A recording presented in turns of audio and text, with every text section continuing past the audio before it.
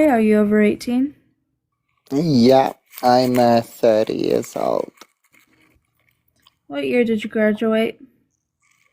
What year? Gosh, man, that was ages ago, like 2000 and like 13, 14.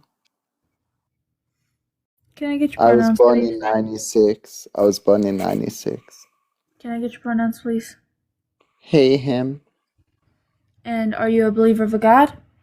Yes. Which one? Yahweh. Okay, and do you believe this God is all good? No, he's not all good, but he is a good God as well. Do you think So, oh, sorry, go on. do you think he's like an even good and bad? I mean, yeah, like he's got the capability of doing bad, yeah.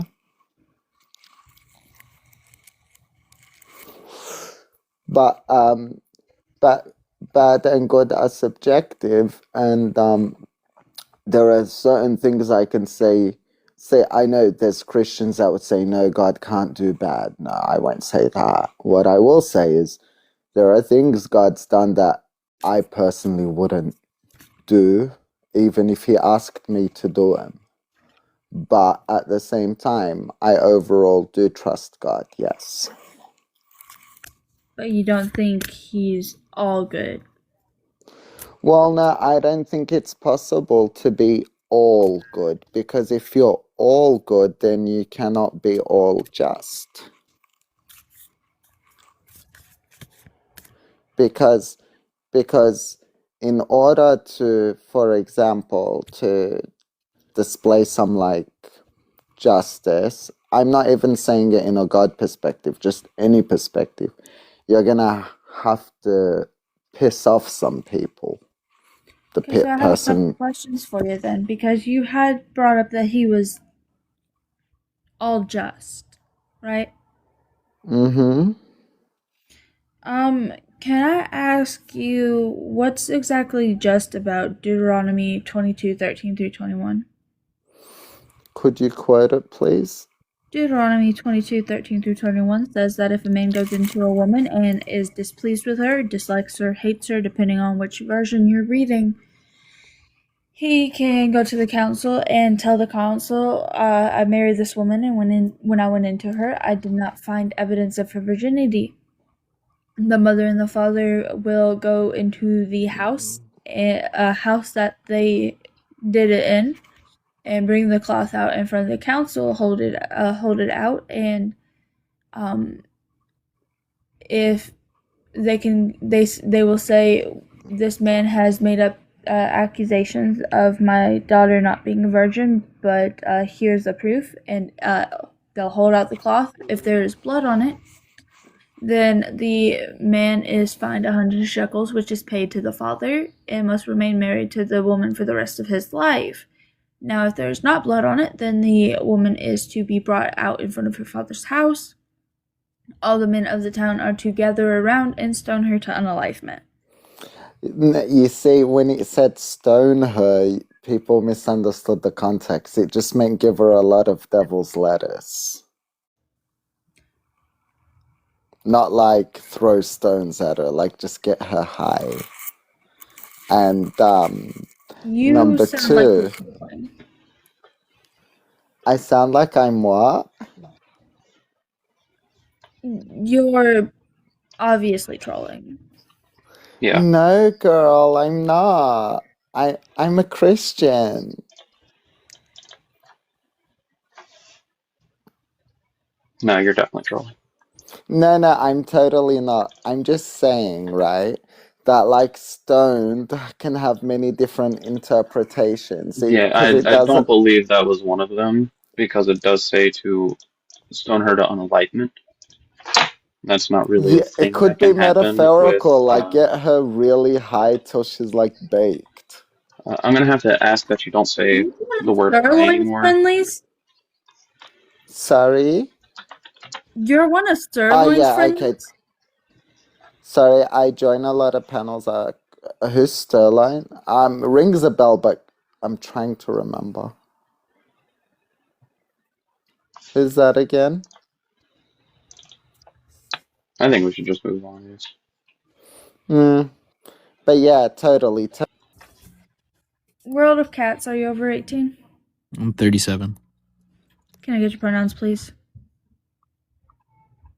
It, he, him, they. Okay. Are you a believer of a God?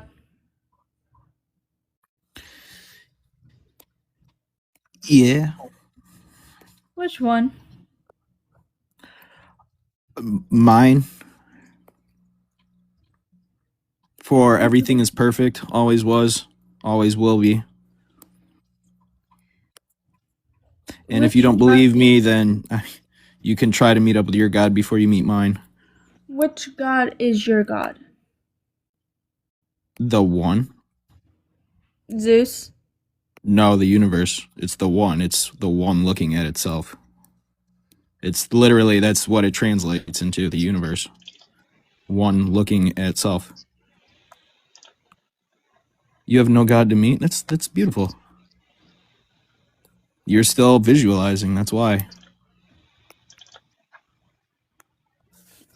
And you think this universe is good? It's perfect. It always has been perfect. It will always remain perfect, no matter your biased beliefs.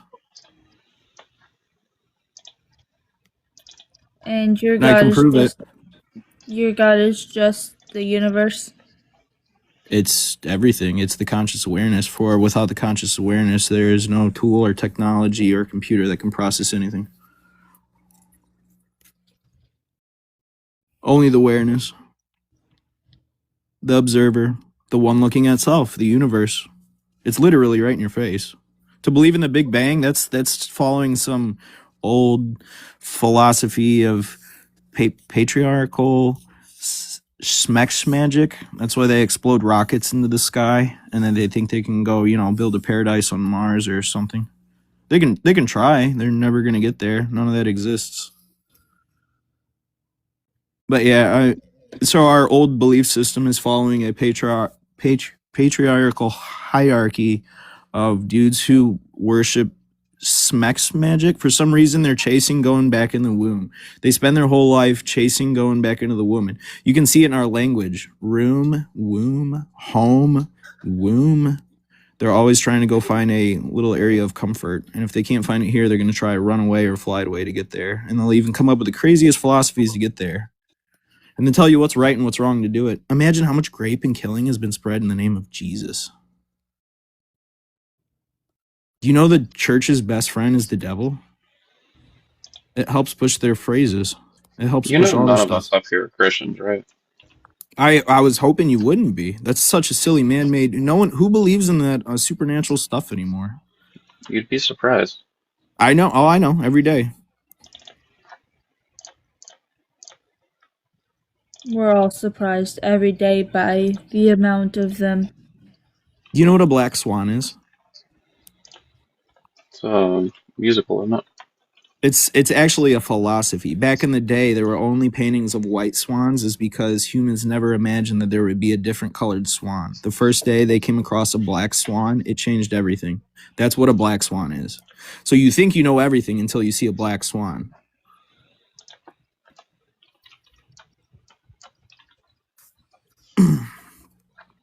Okay, and why did you bring this up? Because everything's already perfect. You were going on about what's good. Right and wrong is a man-made conceptualization. The laws of nature don't acknowledge your bias. Sounds like you're into You know what animism. What? Sounds like you're into Yeah, you do animism. sound pretty animus. Anime films? Animus. Animism. Oh, I'm sorry. It sounds like you guys are breaking up. That's weird. Ain't no way your body is perfect? Then how are you this one? Explain to me that. I'm sorry, I was trying to reply to that comment because it's wild. Ain't no way that body is perfect. Then how would you not be here? Do you know everything that it takes to move and circulate going everything that's happening in to- your system? Are you going to continue to talk in the comments? All right. Or do you Hold want on. You're not wrong. Hold on. I'll shut down everything I was saying. I want to know why No, your God is good. no, you're getting off my panel because I saw the first video on your page and it has you saying they call me a racist, but they don't call me a liar. Thank you for letting me join. Hi, are you over 18? Yes, I'm from over 18. I'm from Australia. Can I get your pronouns, please? I have 0 pronouns. Dude, him, man, cool dude, chicken McNugget. I guess they're my pronouns. Are you a believer of God? I believe in Jesus. Jesus is my king. Okay. And do you believe this God is all good? I believe my God is all and is good, and that the adversary is bad. Okay. Yeah, Do I you ain't think no demon, dude. I love God. do And you Jesus. think your God is all knowing? What's that, sorry? Do you think your God is all knowing? He is all knowing. He knows every grain of dirt on a beach, yes. Okay. But we are him as Does well, he sort of thing. does he know women's anatomy? What's that, sorry? Does he know women's anatomy? Women's anatomy. Yeah, of course he Mm-hmm. does. Okay. Can you turn to Deuteronomy 13 through 21? Okay, let me do it.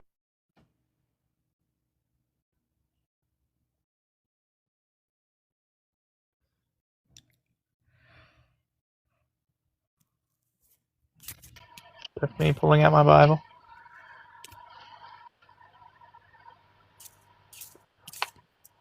I don't think men were made to possess women, by the way. I'm not in that camp. Well, that's not what this verse is about. Or these Yeah, verses are good. about. Yep, read it out to me. Thanks. Deuteronomy 22:13 through 21 says that if a man goes into a woman and is displeased with her, dislikes her, hates her, depending on which version you're using, that he can go to the council and say to the council, well, when I went into this woman, I did not find proof of her virginity. Yes, so why are you going off Old Testament when the New Testament is really that all of that matters to Christians? When Jesus came, all that was rendered old. Matthew 5:17 through 20 proves that wrong. Okay, so Matthew 5:17 through 20 says, do not think that I have come to abolish, but to fulfill. For truly I tell you that not one letter, not one stroke of the letter of the law shall pass until heaven and earth pass away. okay, so which laws did the Jewish synagogue of Satan, which Jesus called the synagogue of Satan, create and set up? What are stories of the past that you're taking literally instead of taking as the stories that created what we have become? You're taking things literally. Yeah, from the New Testament on, when Jesus is speaking, we should. But what those stories are is what built us. These people came from evil. These people were killing each other, raping their daughters. You've got to censor yourself, dude. You're misinterpreting the Bible. What you're doing is taking every moment literally, instead of taking the Bible as what it is. Would you take history, like a book of history, and say, hey, because we used to act like this is what you believe in? No. It's telling us where we came from, what we were, how we got to the point that we're in. Chill for a minute. Okay, sorry. So I'm just a good arguer, sorry. You do realize Deuteronomy is part of the Torah, right? And the Torah is laws that was given to Moses. Exactly. When Jesus came, all that was abolished. No, it wasn't. He straight up says he didn't abolish it. He came to fulfill it. I am the law of Moses. That's what he said. I am the law of Moses. All that matters is the 10 Commandments. 17 through 20. Every Christian is taught the 10 Commandments. Hey. Yeah, sorry. I'll be quiet. Matthew 5:17 through 20. Straight up disproves the fact that he abolished these laws. Straight out of Jesus' own mouth, he says, I did not come to abolish, but to fulfill. I came to bring war, not peace. And that's another thing we get wrong, isn't it? We all think that Jesus is this peace bringer, when he's also a war bringer, isn't he? You have it wrong. What you're doing is misinterpreting the scripture. You're believing a literal sense of history instead of taking it as something that we came from, instead of what we've become to. When Jesus came, he was the new ark and the new covenant. And the new covenant was with Jesus. And he called the old ones the synagogue of Satan. So what you're quoting is the synagogue of Satan, thinking that that's what we are. We're not. I'll defend you to death, and your rights, and your feminist beliefs. What tangent are you going off on? What am I going off? I'm going off Jesus and what he said. And so am Mark, I. John, Peter. Matthew 5:17-20 says, I did not come to abolish, do not think that I have come to abolish, but to fulfill. Right? Yes. Fulfill the promise of the coming of Jesus, who would restore the laws of Moses. And he came to restore the laws of Moses are in what exactly? The laws of Moses is the Ten Commandments, and that is it. No, the laws of Moses are the laws he gave to Moses, which is 613 of them, which is in the Torah. No, that's the Torah laws of Moses, which he called the synagogue of Satan. There are only, in the Christian reality, 10 sins. That is it. The only 10 sins that are mentioned. It's not drug taking. That won't get you into hell. You can take drugs if you want. You can swear all you want. You can't treat anyone like they are not equal to you. You cannot. You know the 10th commandment says that women are property, right? No one is property. Without Christianity, everyone would be in slavery. Right now, it was Christianity that freed you. Why do you keep doing this? Doing what, sorry? Every time I speak, to correct something you say, you just raise your voice. I've just got a quick mind, I'm sorry. So, the 10th commandment. Have you read the full 10th commandment? Yes, I have read the full 10 commandments. Which shows slavery being okay. And no, that it does women not say slavery is okay. That is a very misinterpretation. Meowing. Yes. She is still talking whenever you're starting to talk. Yeah, just try not to cut her off. Sorry. I'll try and be quiet, otherwise I'll get kicked, so I'm going to be quiet. Yeah, give probably about 5 seconds after she's done speaking. I'll do that. Thank you. I will. Yeah. Appreciate you. Sorry. So the 10th commandment does say, do not covet the neighbor's property, and then list a whole set of properties such as slaves, women, homes, animals. And then to reinforce it, you have Ephesians, which brings up slaves obey your earthly masters, and you have Luke 12:47-48, which tells you you're allowed to beat your slaves, and you have Leviticus 25:44-46, which specifically tells you how to go about getting slaves. So there is a whole set of Old Testament. Ephesians not Old Testament, neither is Luke. So Jesus came to free everyone, right? And when he came, he was the new covenant. And what he taught is what we're meant to follow. We're no longer allowed to follow the old ways. The old ways are set there as stories to show us where we came from. And I brought up verses in the New Testament where it shows has nothing to do with slavery. It is to not covet. Yeah, you're cutting her off again. Sorry. You keep bringing up the new covenant. Mm-hmm. Which you consider the New Testament plus the 10 Commandments, right? Yes. Luke 12:47-48 tells you you're allowed to beat your slaves. Ephesians, I don't remember, Ephesians 6:5-8 tells slaves to obey their earthly masters. So even in the new covenant, as you say, tells you you're allowed to own slaves. Do we still slaughter animals for God? Why do we not? I've just brought up New Testament verses where it shows slavery still being good. No. You Yeah. do realize the West is built on a Christian value, not No, it's not. Aztec values, not on which the core value is everybody I is want you equal. to actually look into how many of the founding fathers were Christian versus secular, or of Yeah. another belief system. What's on the $1 bill? One nation under God. Okay, Yeah, you're built on Christianity. What made it's America not. was Christianity. What freed the slaves was Christianity. It's not. We do not follow those rules that you're saying. What you're doing is twisting the word of God. I'm quite literally not. I'm quite literally You just are. telling you what the Bible says. You are twisting the words that are in there. You're saying words that like used to be. Okay, do you know what we've come from and where we were as hunter-gatherers to where we are now? And that transition between? You're going off on another tangent. Luke Yeah. 12, No, this is 7 very through 12. important. We didn't just suddenly become Why a do you Western keep society. cutting me off? I can accuse you of the exact same thing. You talk over me Because just you're as much. trying. You're only getting cut off because you're cutting her off. If you would stop doing that, we could have a very productive conversation with no one interrupting anybody.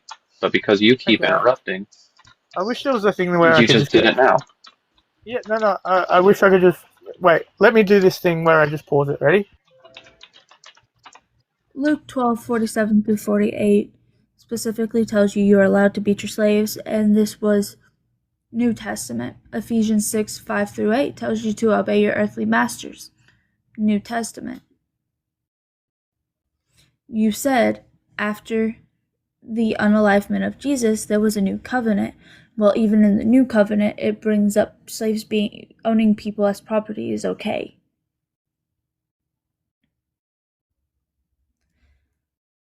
I'll have to talk now. I'm a bit scared now. Go for it. Okay, so the only word we're allowed to really follow is Jesus' word. That is it. Everything else we're meant to see as something that got us to the point that we're at, which got us through that part of history, where people would sacrifice each other on a daily basis. You know, we look at the Aztec Empire and go, they were sacrificing, 10 people a day to the sun gods? Every society was doing that. And There's even the evidence to back this. it's the only society where we have a complete history of where we've come from and to where we are. We're meant to evolve as a society. We're not meant to stay in the past. We're not to take on tradition either. Tradition is something we're meant to throw away. We're meant to keep building on what we've created. And so what is compiled is what we've come from and what we've gone through. And when Jesus came was the point where started heading into a modern society. And we're only meant to follow what Jesus says in the modern society. And what Jesus did was hang with sex workers, with adulterers. He forgave them all. He didn't mock them. He forgave, that is what we're meant to do now. We have the history of where we came from. Yeah, cool. It was still a lot better than what the people around them were doing at that time. Sorry, I'll mute myself. Where do you find Jesus' word? So it starts at the apostles. It's not Revelation. That's different, but it is just the apostles that were around him. Mark, Luke, and John, right? Yeah. So, the Matthew, Luke, John, Peter, all those guys that wrote about his word and only his word. Don't try to take on anything else. Just Jesus' word. Okay. Luke 12:47 through 48. Look at it.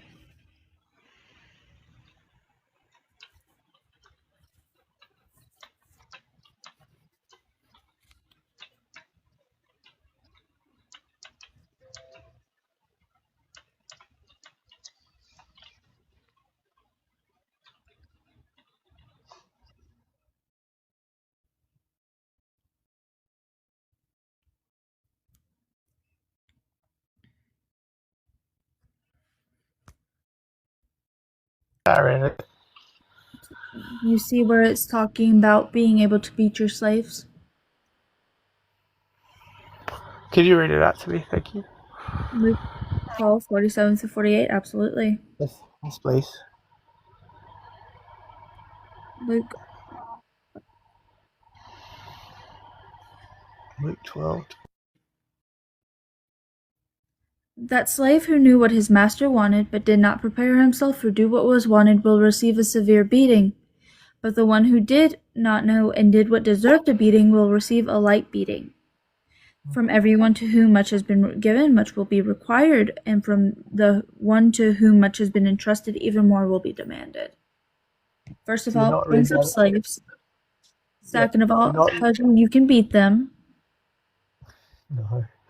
Do you not read that as a story? And on the perspective of, say, the Roman soldiers holding slaves? It's a story. It's a parable. Do you know how many parables are in the Bible? Do you It's an think owning example. people as property is okay? Did it once say in that parable it's okay to hold a slave?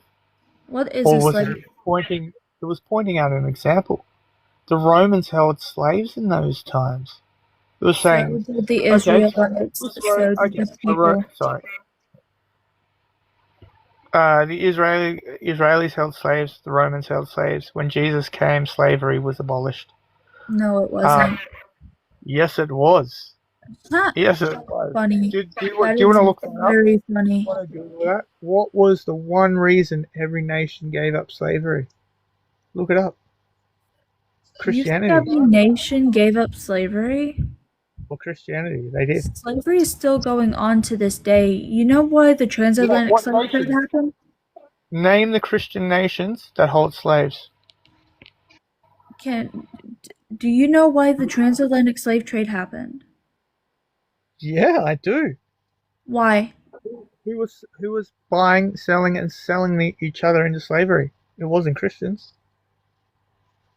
The Roman Catholic Church permitted it. The Jesuits, who I'm against. You're against the Roman Catholics? Yes, I am. Are you against the United States? No. Okay. So What? the transatlantic slave trade, you want to know who held the slaves? Okay, so the people who sold the black fellas into slavery were Do black you want to know who held the slaves and why they decided it was okay? The Arabs held the biggest slave trade in the world. So the Arab countries, because Why are you dodging what I am asking? What are you asking? Who held it? That's what I'm saying. The Arabs held the biggest. Who held the slaves? Who took the slaves in the United States? The Southerners who weren't Christian in my eyes. Bullshit, because Leviticus 25, 44 through 46 specifically permits it. It does not permit it. I can guarantee you that. Have you read Leviticus? Have you read Leviticus 25? You know, like, it's Would kind you of like me to read it to you? To twist history so much that, like, the only religion that has come along to end slavery, you hate so much. Why do you hate yourself so much? Would you like me to read to you? That is your heritage. And Hey. you hate it. And Hey, it ended slavery. hey. Yes, I'm listening. Leviticus 25, 44 through 46, which is exactly why they thought it was okay. It's not. Every bit that is just a story. It's just a story. Hey, meowing. Patient? Sorry. You gotta stop talking to other people, though. I know. I'm not allowed to. She can what she wants. I'm sorry. Again, she's only talking over you because you're talking over her. Almost every time she starts talking, you start talking. Yeah, It's fucking rude. Stop it. It's not a Fox debate, is it? That's a joke. It's a shitty joke. That's what they do there. You're not funny. Engage with the conversation respectfully. Stop interrupting people. Okay, I'm sorry. Forgive me. Thank you. I'm a very passionate debater. I'm sorry. As for the male and female slaves whom you may have, it is from the nations around you that you may acquire male and female slaves. You may also acquire them from among the aliens residing with you, and from their families who are with you who have been born in your land. They may be your property. You may keep them as a possession for your children after you, for them to inherit as property. These you may treat as slaves, but as for your fellow Israelites, no one shall rule over the other with harshness. Now, with that being said, does it not follow the exact way they did the transatlantic slave trade? You know, Israelis still do that. You know that, right? Because they follow the Torah, which that is from. Christians don't follow that anymore. We were told not to. But you do realize that's why it was thought that the transatlantic slave trade was a good thing until the Northerners decided to fight back. No Southerner that supported that would be in heaven, and I agree on that, because they are not following Jesus' word. They're following the word of the Torah, and the key word in there was Israelis. Back in those days, they still thought that they had a right. They still do, by the way. They still think that they have a right over you. And what we fight for is equality in every human and every woman. I fight for that. You know, like I fight for... That's not what your book fights for at all. No, it is. That is what the Bible taught me, was to fight for your freedom, the host's freedom, my neighbor's freedom, freedom of people in another country. That is what's inside my heart, and that's what I've been taught. I have not been taught these words, because those words that you speak are from another era that was not Christianity. Because when Jesus came, he changed it. Jesus did not come to change the law. Yes, he did. Again, Matthew 5:17 through 20. You know, I went to heaven about 6 months ago. I go to heaven all the time. I get to talk to Jesus a lot. And that's what happens when you give yourself over. And the truth is revealed to you. And you start to realize that what he was talking about, the synagogue of Satan, is exactly what you speak of and what we're against. So I don't understand this. So, like, what you're arguing from is it's a bit like reading a physics book and thinking you have a point of view of physics without having a teacher to explain everything to you and going, hey, this is just part of history and what we came from. Do you partake in the devil's lettuce? What's that, sorry? Do you partake in the devil's lettuce? No, I do not. I'm drug-free. Oh, so you're just naturally psychotic. Okay. Continue. Yeah, well, you know, a lot of people think like that. You know, and I did too. I was an atheist for a very long time, until a few years ago when I decided to give it a chance. And when I did, guess what?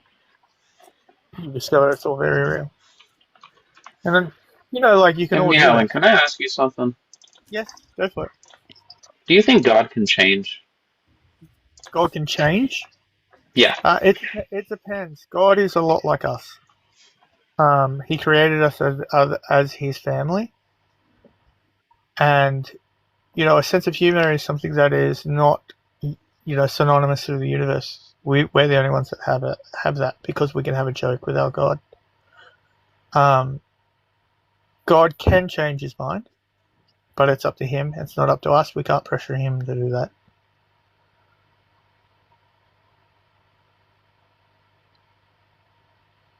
Is that it?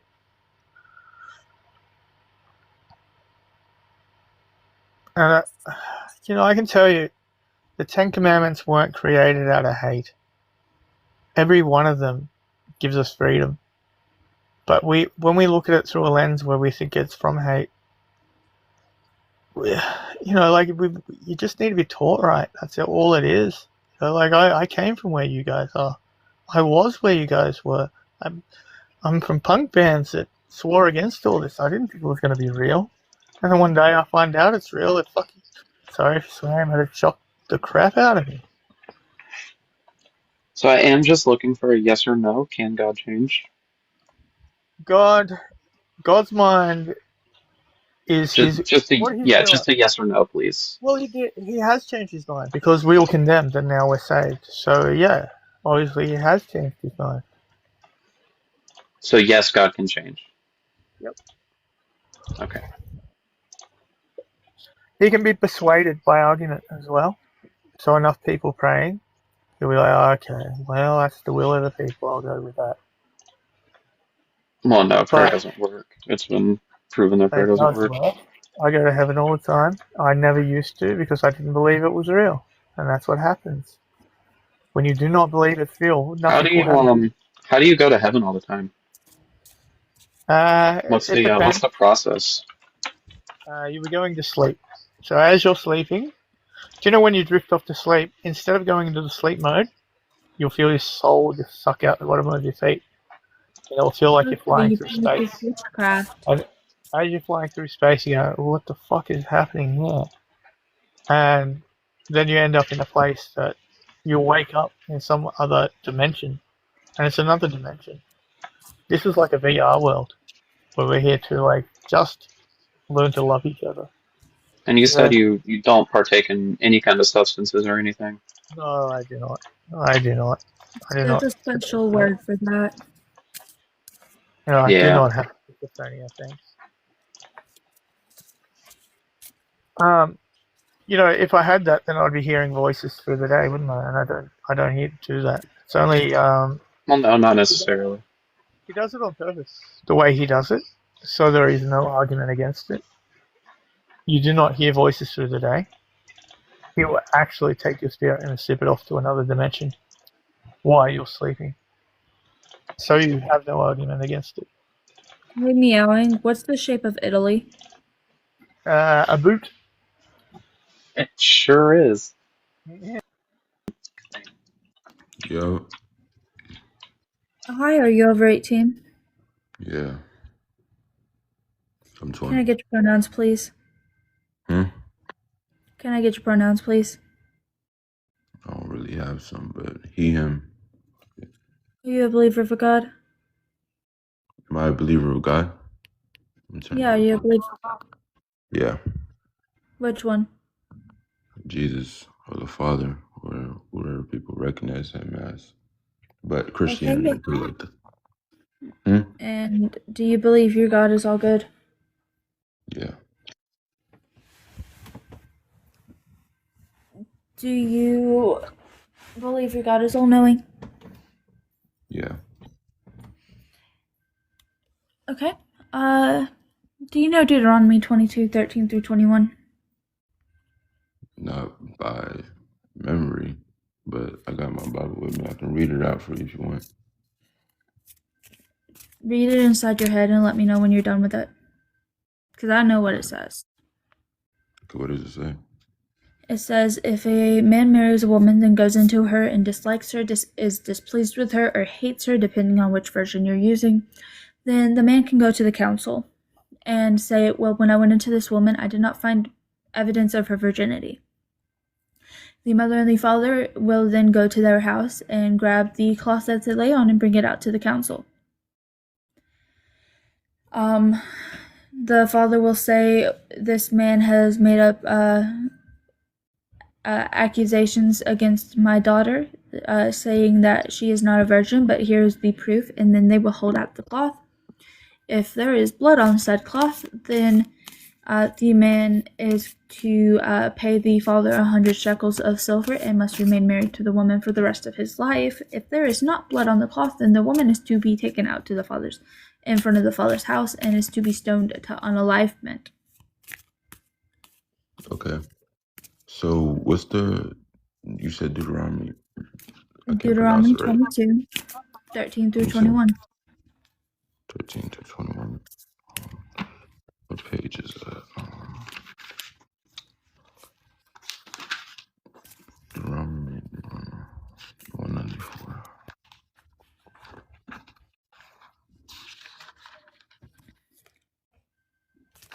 Okay, well, God, flip. page in this Bible? 194. Let me see.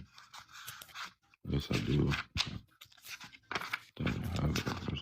All right, let me read that. Make sure, because no, I don't have it. What the hell happened to it?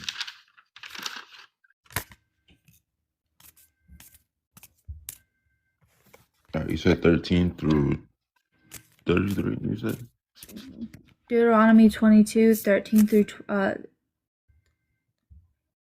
21. so 20. Wait, hold on. So you kind of got. Wait, so you said 22 to 21, or what, like? Deuteronomy 22, 13 through 21. All right, 13.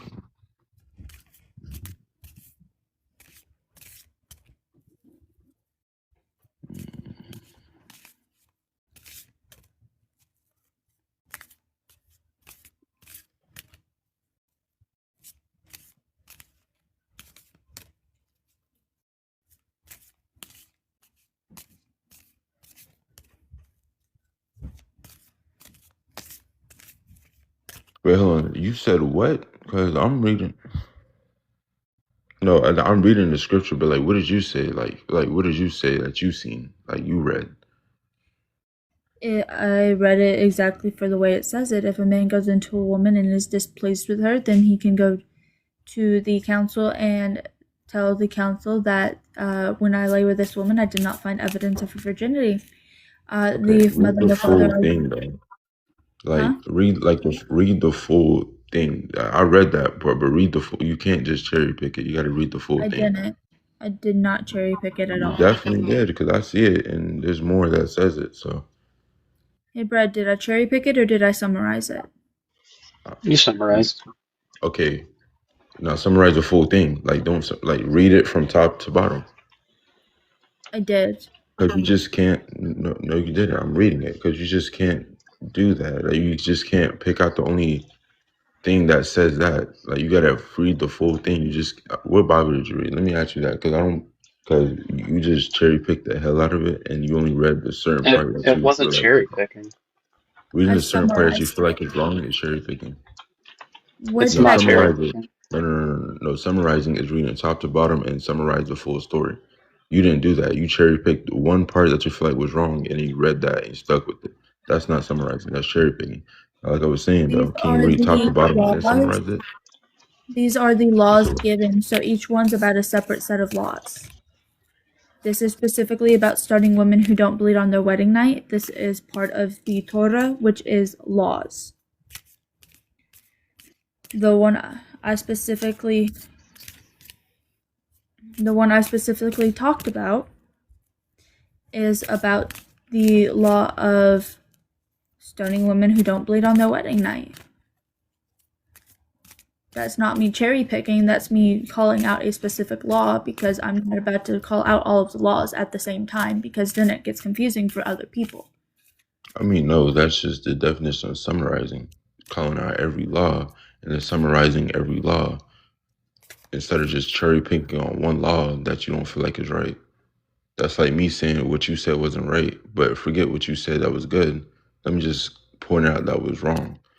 That's cherry picking, is it not? Or am I? See, cherry picking is I know what choosing she's to talking pick. about, but I wasn't a cap. I'm sorry. Cherry picking is choosing to pick out certain parts of the book and completely ignoring the rest of it. What I am doing is You calling just light. did that. No, what I am doing is calling light to specific verses right now. You just said it was summarizing. Yeah, I You am calling light just to. cherry picked it. You That literally wasn't just said cherry that picking picking. out one certain part of the whole thing, which you did. You Okay, didn't read the full. then which part did she miss? Which part did she miss? Read it out for us. No, I want her to read it out because I believe what I Well, believe. no, in. you're the one accusing us of cherry picking. So No, she just said show she us was. which No, part hold you on. think she left Okay, out. okay, hold on. First of all, we're not Yeah, gonna do this. show us which part you think she left out. She just read it, and it's like, actually, no, she didn't read it. Actually, what she needs to do is read it. Why do I need to read it to her when she knows what she's doing? She has the Bible, You're right? making the claim I'm that making she a claim, but cherry I'm picked, also so you got proving to my point. substantiate that. But I'm also proving my point. It's a debate. She has to prove her point as well. I don't always got to prove the point. That's not a part of the debate. Because Yes, but if you're making a positive claim, i.e., telling someone that they're cherry picking, then you have the burden to prove. okay, if I'm making a positive claim, she also needs to make the plan back. Prove to me that my God isn't all good, and that's what she's trying to do. But That's you can't what cherry I'm pick it. working with. I'm not cherry picking. I am calling You light to just specific laws. Because in order to prove your God to not be all good, I'm not going to bombard you. I am going to go step by step so that way you can explain these laws and how they're good. I keep on getting a text, my bad. Okay, you know what? Let's go based off what you said. Then you know what? Forget it. No. Okay, so would you like to hear more of the Bible, or you just want to stick to that part, like that specific part that you were read? I want to know, where is this part good? Look at Deuteronomy 22:13 through 21, No, where I it read talks it. about stoning women read who it. bleed on their wedding night. Do you know how many women bleed their first time? Right. Do you know how many women bleed their first Oh, time? that was the question. No, I don't, because I'm a virgin, so I don't know how many women bleed the first time. It's a statistic. 46% of women bleed their first time, which means 54% of women don't. Do you know why women bleed their first time? Because of cherry, I'm assuming. It's called the hymen. Okay. Do you know how easy the hymen is to break? No, inform me. Riding a horse, riding a donkey, falling down the stairs, falling out of a tree, picking up heavy objects, heavy intense workout. It's very easy for the hymen to be broken.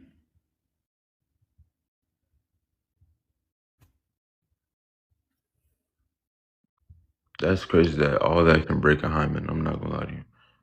Yeah, So, the okay, so hymen is a very easy thing to have broken.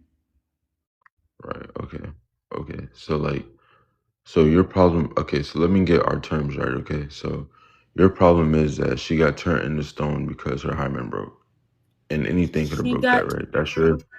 she got stoned to unalivement because she was accused of not being a virgin. If there was not blood on the sheet, which would be caused by the hymen,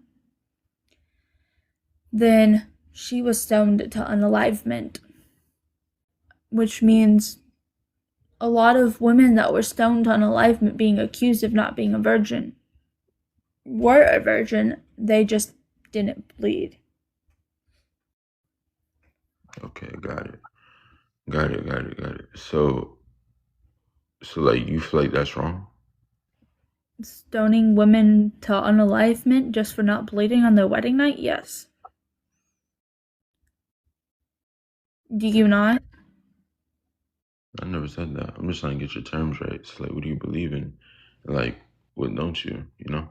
Because you already got my terms right. I'm a Christian. I believe in the Bible. I believe in God. So like, what? Okay, so let me get this right. Don't text me. All right, so can I read more of it, or you just want me to leave it off right there? I mean, this is the particular law that I am working with right now with you. Okay, so let me ask you this then. Where in the Bible does it say a woman gets turned into stone for not bleeding on her wedding night? Stoned to unalivement, not turned into stone. She has stones thrown at her to unalivement. Oh, you didn't say that. You never say got thrown. You never say got I stones thrown at did her. say that. Okay, maybe I misheard you. My bad. Okay, well now I know you said that then, because I didn't hear that. I thought you said she got turned into stone. I'm like, what the hell are you talking about? That's a Okay. Medusa thing. We're not in that. Yeah, you're right. Yeah, trust me, I know that's how I was confused. I'm like, what is she talking about? But okay, let me see this.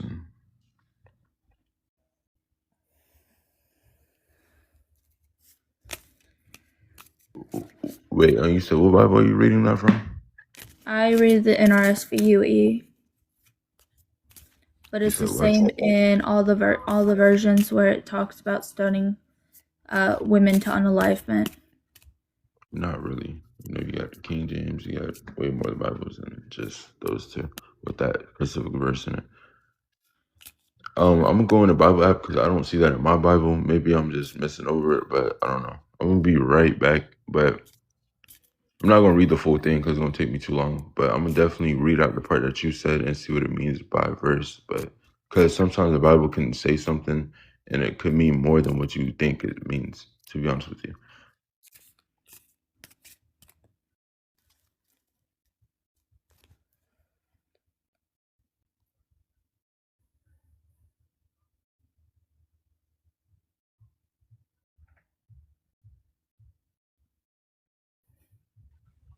Well, while there's a moment, everybody make sure you're tapping your screen, sharing out the live. If you have the abundance, feel free to send a gift.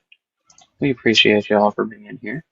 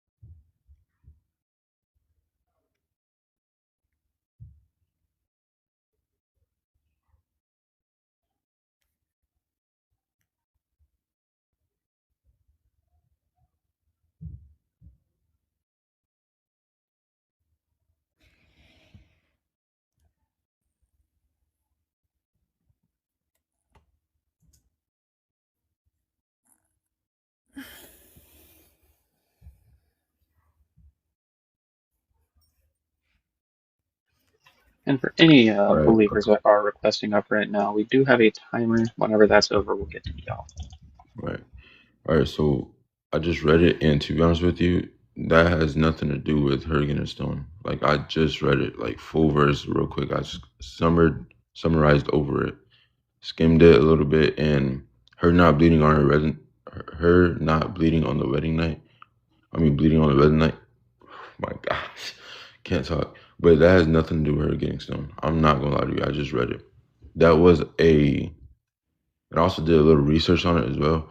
That was a Israel law. That has nothing to do with God. That was an Israel law for judging.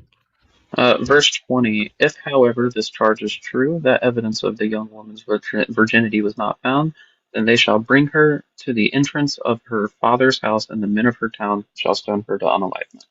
Once again, has nothing to do with God. That's Israel's law. You can look So it up yourself. wait. Who gave them the law? Yeah, who Israel's gave law. them the You said what's Israel's law? Oh, who is Israel's law?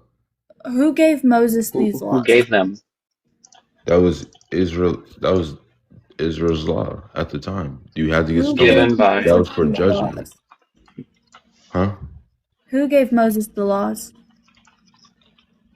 God did. Exactly.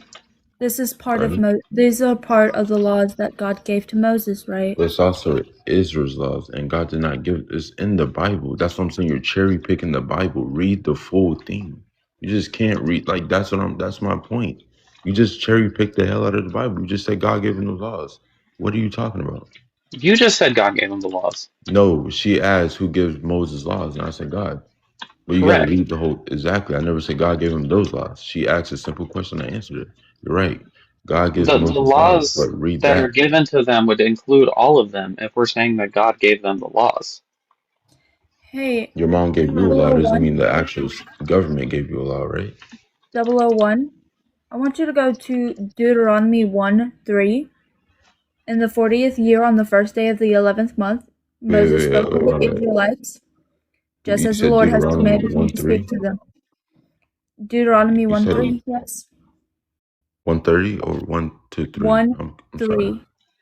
All right, thank you. Deuteronomy 1. 3, the single digit. All right, baby. Okay, I'll be right back.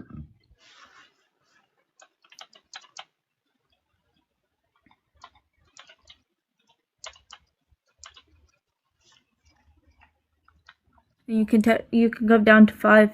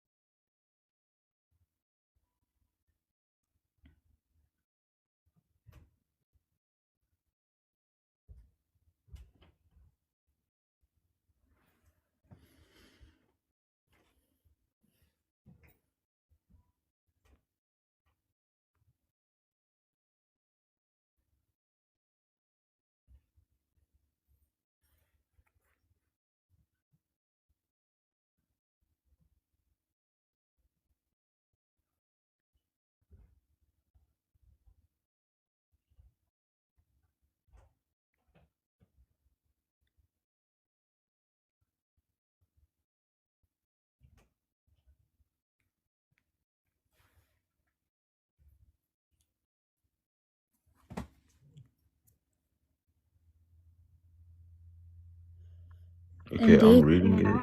Wait, okay, hold on. So I'm reading it. So what is 1 to 3 has to do with the first claim you made about the bleeding and her getting stoned? Deuteronomy 1:3-5 says that these are the laws given to Moses, right? By who? Right. Okay, hold on. So you doing it again. Stick to one verse, please. That's all I'm asking. Stick to one verse. You just can't. That's called hopping. You got to stick to one verse. How did you went from all the way to You were 22 to 35? You were Okay, you know trying what? to say that these were the laws these were the Israelite laws? Have you read the Old Testament? This is the Old Testament. These were the laws Okay, so given you to gotta read the Old Testament. Moses by God, right? Right. Exactly. So these are the Okay. laws that Okay. God gave to the Israelites, right? No, you're right. Okay. Now let's see if I'm right. What does it say in the Old Testament? What was Israelite law? Israelite law was God's law. It was given No, it was to not God's Moses law. by God. Israelites' law was not God's law. They had So their own law. who gave the Ten So now Commandments? God gave this. You're doing it. No. What was the Israelites' law? Why are you trying to dodge it? What was the Israelites' law? What was That's the not me Israel dodging it. That's law? me trying to prove my point, which you've said I multiple mean, there's times. no point trying to be proven. It's literally a simple question. What was their law? The Torah. Hmm? The Torah. The Old Testament, which was given to Moses by God, right? No. What was Israel's law? That's all I'm asking. It's literally one simple question. What was their law? The Torah. No. It was if you okay, so how they judged you was getting stoned. That's was their law. You got thrown. She wasn't the only person in the Bible to get stones thrown at her, by the way. Just throwing her out there. Well, for A one, there man would have been falsely many women accused. that would have gotten stoned. Okay, look. A man falsely accused her for not being a virgin, right? The mom and her parents defended her, right? They Which would I have went and grabbed the cloth, and if the cloth had blood on it, the man would be owed, would have to pay 100 shekels of silver to the father, and must remain married to her for the rest of his life. If there was not blood on it, then the woman was taken out to her father's house, and all the men in the town were to gather around and stone her to unalivement. You say that's God's law, or was that Israel's law? Last time I checked, that's Israel's law, and it's proof of it. So the God's law law was not itself. for her. My bad. So the law itself was Israel's law, The law or for just the stoning throwing part of it. stones. They had multiple laws. I don't personally don't know them, but that stoning law is Israel's law, and it's proof of it. You can go look it up if you want to. That was Israel's law. That wasn't God's law. You think God wanted a woman to get stoned to unalivement? That's not how my God works. Sorry to break it to you. Because you had women getting raped in the Bible, and God was not right with that, as you can see in the Bible if you read the Old Testament fully. I have read the Old Testament fully. Where does it show that exactly? Besides show what? Deuteronomy A woman 22, getting raped? 26 through 27? A woman getting raped or getting stoned? Well, getting stones throughout the whole Old Testament. No, Right. the specific one you brought up was Deuteronomy 22, 26 through 27, I believe. Talking about if a man meets a woman in the countryside and that is betrothed to another man and he lie with her, it is thought that she had screamed out, so the man would get stoned. But that's the only time that a rapist is actually punished. Exactly. People get punished. You know why? That's not God's law. That was Israel's law. You got punished because there was no jail back then. You had stones being thrown at you. Can I finish? Because you're specifically pointing out one portion of it, not the whole thing. That's what you did. What do you mean? I'm doing the same thing you did. You pointed out one specific thing, that a woman got stoned for not bleeding on a wedding night. Exactly, but I used the whole section of the law. This section of the law has multiple steps to it. It shows if the woman is married. It shows if the woman is betrothed in the city versus in the countryside, versus if the woman is not betrothed and a virgin. It shows multiple steps to it. If the woman is married and is caught laying with another, both are stoned. If the woman is betrothed and it is in the city, it is thought that she did not scream out because she must have wanted it. But the problem with that one is, if a man is holding a knife to your throat and he weighs about double what you weigh, you're not going to be able to scream. So both the man and the woman are stoned in that situation. Now, if the woman is in the countryside and she is raped, then the man gets stoned, yes. But if the woman is a virgin who is not betrothed to another, the man just pays 50 shekels of silver and must remain married to her for the rest of his life. Okay, right. Can you turn on your camera and show me that exact verse where it says that? Which one? What you just said. So it'll be Deuteronomy 22 through 30. You've been bringing up that exact verse and nothing pops up with that same exact thing that she just said. I promise you it does not. I literally just read it. It has nothing to do with, like, I just read it. There's no way you're going to tell me I'm wrong. That's what I'm saying. Turn on your camera, show me that It has nothing to do with what? Read it from your Bible. How about that? I'm looking on the Bible app because we don't have the same Bible. If a man is discovered lying with a wife, let me start from the beginning because it goes all the way to 29. If a man is discovered lying with the wife of another man, both of them shall unalive the man who lay with the woman as well as the woman, so you shall purge the evil from Israel. Hence what I said, adultery. 23 and 24. If there is a young woman, a virgin already engaged to be married, and a man meets her in the town and lies with her, you shall bring both of them to the great gate of that town and stone them to unalivement. The young woman because she did not cry for help in the town, and the man because he violated his neighbor's wife. So you shall purge the evil from your midst. Now, again, it doesn't matter if she was raped or not. She's still going to get unalived because she did not scream out. Now, again, You'll be able to turn that on, please. You said what? Hold on, what the hell is this noise? That's on your end. Yeah. Mike, are you over 18? Yeah. Can I get your pronouns, please? Yeah, he. Are you a believer of a God? Do what? You said what? Are you a believer of a God? Yes. Which one? I'm Catholic, so the God, I don't really know specifically with that God. The I didn't really gods of think the that there was Bible. much. I didn't. Yeah, I mean, I didn't really think that there was much thought between how many gods there were, but There's over 2,000 gods. really, Yes. and that is that. Are you leaving that up for interpretation, or is that you saying that? No, I mean like there's many, many religions, including polytheistic religions. There's over 2,000 gods that are believed Okay. in. All right. Well, what are we trying to get talking about today? Do you believe your God is all good? Yes, I do, and I never once have thought otherwise. Do you believe the Bible is God's divine word? I believe the Bible, it stems from that, yeah, but it's widely up for interpretation because there are many different versions of the Bible. So How do you interpret Deuteronomy 22:13 through 21? you want me to pull it out right now, my Bible or whatever? Yeah, read it in your head. I already know what it says.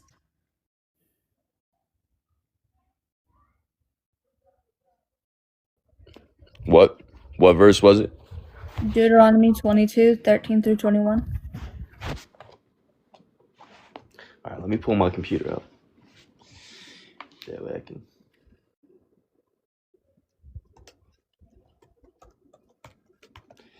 I think the last guy was doing a really bad job, so I'll get up here and I'll do better. The last guy was just being disingenuous. Agreed. All right, I'm sorry, but I'm gonna need you to tell me it one more time. No, you're good. Deuteronomy 22:13 through 21. Here, I'll put it Man, in the you chat can have for you. fun. All right, we got it.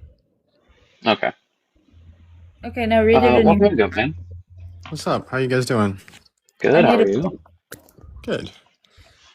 What verses specifically? Deuteronomy 22:13 through 21. All right, I got you. Is this the same thing, or is it a different one What do you mean? as the last guy? Yes. It was Okay. the initial start of it, yes. Goat man, I need a break. Your turn. Sounds good. Yeah, so just to catch me up on what you guys are talking about. Oh, I see. Okay. So this is gonna be the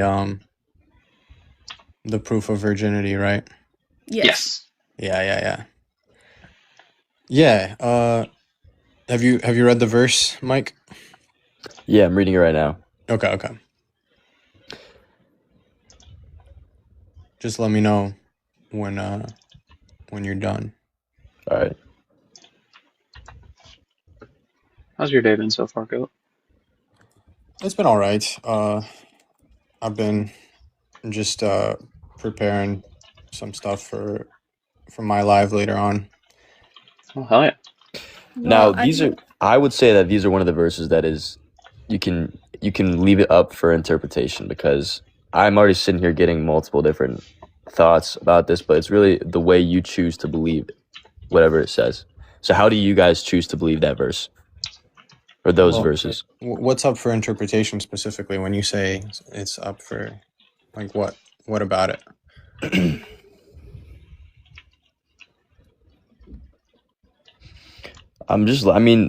Something about the Bible is you can't really sit there and pinpoint what it says. It can lead you Really? to open that door, yeah, but It feels like it just kind of says what it says. Like, it's pretty clear. well, if you look it tells up, if you, you look at it tells you the way that they would punish what they perceive is a woman guilty of sex before marriage. Yep. And the way that they would see that was the case was whether or not she bled the first time that she has sex with her husband. But we know from today's day and age that I think it's like over half of 46%. women don't bleed their first time because the hymen breaks in all sorts of ways.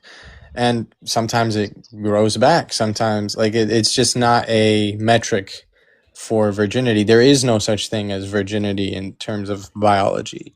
So the fact that if this law is coming from God, who's supposed to kind of be aware of women's biology, I would assume, then why would he make that the metric by which they would find women guilty? This would mean that a bunch of innocent women would have been killed. Well, you see, the way you just spoke upon it was your interpretation of it, and I'm not saying it's right or wrong, but what I will say. So when you say interpretation, right? Like, there's stuff that is up for interpretation where the meaning of the words is under contention, or there's like a specific metaphor that we're not exactly sure what it refers to, or there's some sort of honorific being applied to a figure that we don't know, right? So there's stuff in the Bible that's up for interpretation. I 100% agree.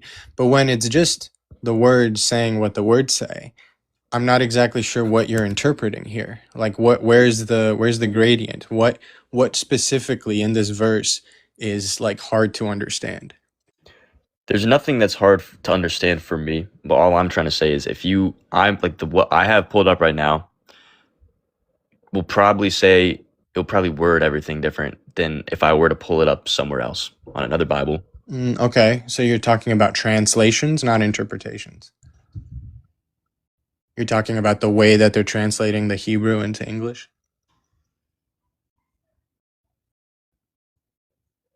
Hello? Mike, you're on mute right now. I don't know if you know. Sorry, what? My Wi-Fi cut. I was just saying, so you're talking about translations, not interpretation. Like, you're saying, like, the way that they're translating the Hebrew into English. Well, I guess, but at the differ. same time, the way you could, like, it kind of intertwines, because the people who wrote it, they're the ones interpreting it the way they chose to wrote it, or chose to write it. So, well, they're not interpreting; they're just writing, right?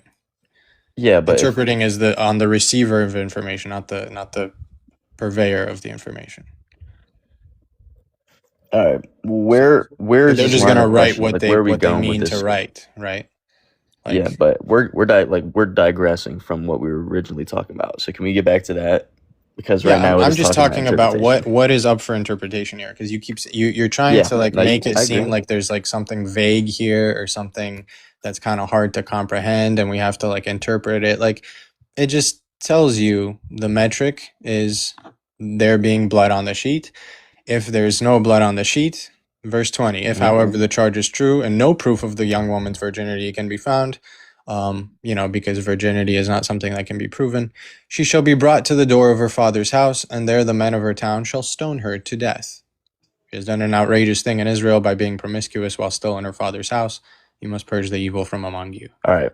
So given the fact that we know not all women bleed their first time, this clearly, logically implies that there are going to be innocent women being stoned to death for a crime that they didn't commit, because the metric by which they found out they were committing that crime. I get what we're talking about now. Is bad. See, now this is where the interpretation comes in, because it sounds like you're taking it so literally to the point where you are saying if they don't bleed, even though they are innocent, then they still deserve to have the same punishment. What it says.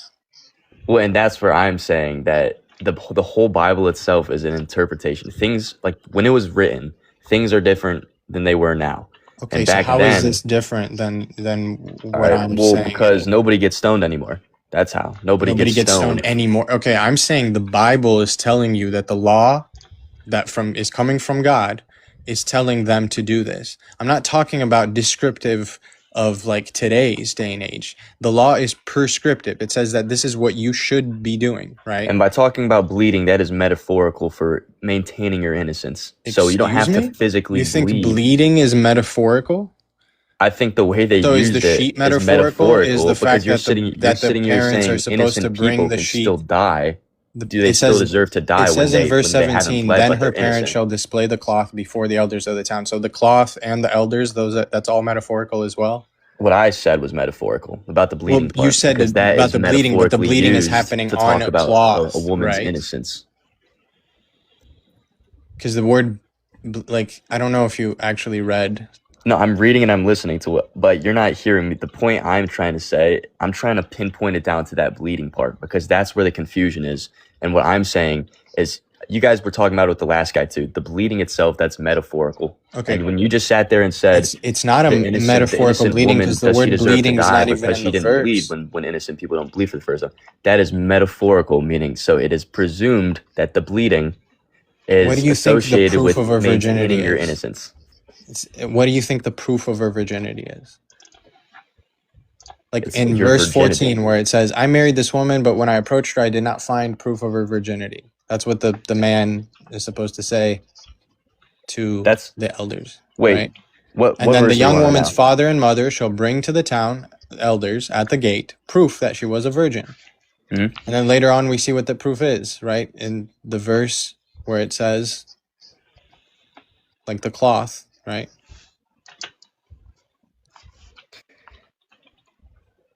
In verse 17, now he has slandered her and said, I did not find your daughter to be a virgin, but here is the proof of my daughter's virginity. Then her parents shall display the cloth before the elders of the town. What cloth are they displaying? What proof of virginity are they talking about here? Now the cloth before the elders of the city. Once again, I'm going to sit here and say it's metaphorical because it can be interpreted whatever way you want it to be interpreted. So what's the metaphors describe things? So what is it describing? What's the actual Okay, thing? well, if we go back a step and we talk about the innocence and the blood being metaphorical about There's no the blood innocence, being mentioned. I don't know where you're getting then this why from. were you guys talking about blood earlier? Because you were literally saying because how is the innocent that's the girl, implication if she of didn't what bleed, the even like. though What she's do you innocent, think? does she What deserve do you to be think the stoned? proof That's what you of were saying virginity earlier, is? word for word. I'm asking you what you think the proof of virginity is, because this is clearly the implication of the verse, right? Like that's what the proof is her bleeding on the sheet or not. So there the blood is. You were just asking me there's no blood involved, and now you're going to sit here and talk I'm about saying blood. there's no blood being mentioned as a metaphor because the word blood isn't in here, right? It's the implication of what the sheet is, what the cloth is, what the proof of virginity is. So what do you think it is if you don't think that I'm right on it? The proof of virginity is what you're asking. Yeah, what is that? It's mentioned like that you three times are in this verse. that you are simply a virgin. That's all what? it means. What That the you are proof of simply a virginity is virgin. that you're a virgin? Yes. So how do you prove that with a cloth? What, just an empty cloth? It's like it says I'm a virgin on it, or what? Like what are you talking about? Are you See, a this virgin? is where I Are see you that a you're virgin? being dishonest with the words. Like you know exactly what it's implying, but you want it to be metaphorical because you realize that it would be a problem if it wasn't. And metaphor, you think, allows you to sort of run away to this like vague, well, it can sort of mean anything and it's just kind of a mystery and What you're reading it's right not now really that is bad. different than what I'm reading, and we're reading the same verse. It's worded completely different, and that's why I'm saying It's not worded completely that's why I talk different. about interpretation. We can and- look in the Hebrew if you want, because it's in the Hebrew as well, right? What Like, this version is are you not. reading?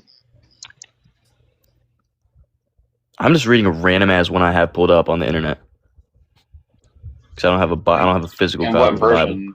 What version is it? If you're on Bible Gateway, it'll tell you at the top.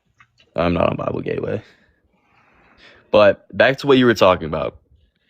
What version I don't- of the text are you reading? Just like Yeah, about the cloth and the elders and the sign of virginity.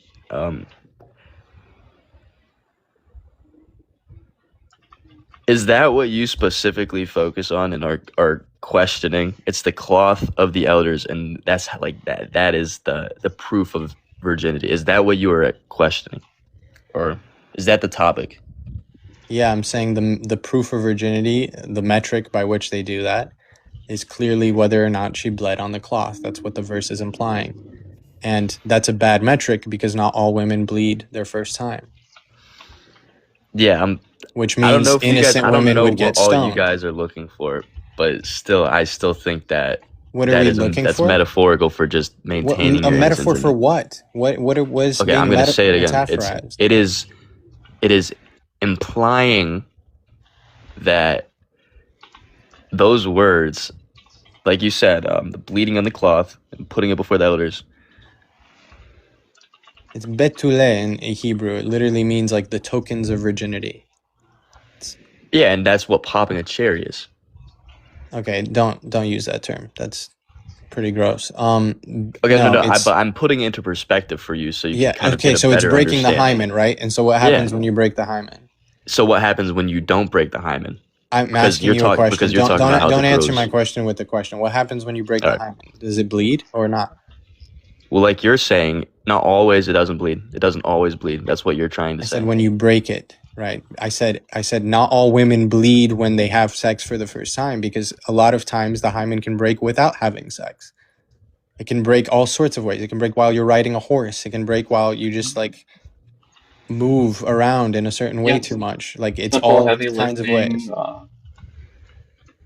So one of my friends fell out of a tree and it broke. Yeah, it and happens what you are very what often. is the question that because it broke when they fell out of a tree, does that take away their innocence? Because to me, No. the way No, I we're choose not to look talking at about it. According- innocence here. 'cause According to that piece of you're scripture, talking about the blood. You're talking about the blood on the cloth. We're talking before the about the elders. biological like aspect of what happens when the hymen breaks. Does it bleed? Yes or no? I don't know enough about biology to answer that question. Okay, I'm gonna answer it for you then. Yes, it does usually bleed when it breaks, like 99% of the time, right? I'm sorry. I'm looking at one of the So comments. given that we've agreed that the tokens of virginity don't here worry about is going chat while to you're be up the here. hymen, That's then great. what do you think is going to appear on the cloth that they're bringing to the elders? The Is it way not that blood? the way you were talking about these questions, It it's feels kind like of they're not very taught. easy You're not questions, and you're just integrating what dodging I'm. every You're not. single No, one you're of not them, to be integrating what I'm honest. saying into the questions. Because if you were integrating what I was saying into the questions, then we would come to some sort of agreement. But you're not doing that. I'm trying to come to an agreement on what the words mean, and you don't even seem to be I able to sat do here and that. told you the same thing, that is a metaphor, and people A think this metaphor is for crazy. what? You though. keep it's saying it's a because metaphor, but you're never actually describing all right, what it's metaphor. I'll describe the metaphor, and I'll make it as bland and as clear as I can for you. So when it says that, it is talking about It says what? When it says what specifically? the question. So it'd be verse 15, Okay. right? No, is it? Then the young woman's father and mother One shall with the bring to cloth. the town elders at the gate proof that she was a virgin. Yeah. Yeah. Betula, that she was a virgin. All right. So what that means to me is that if I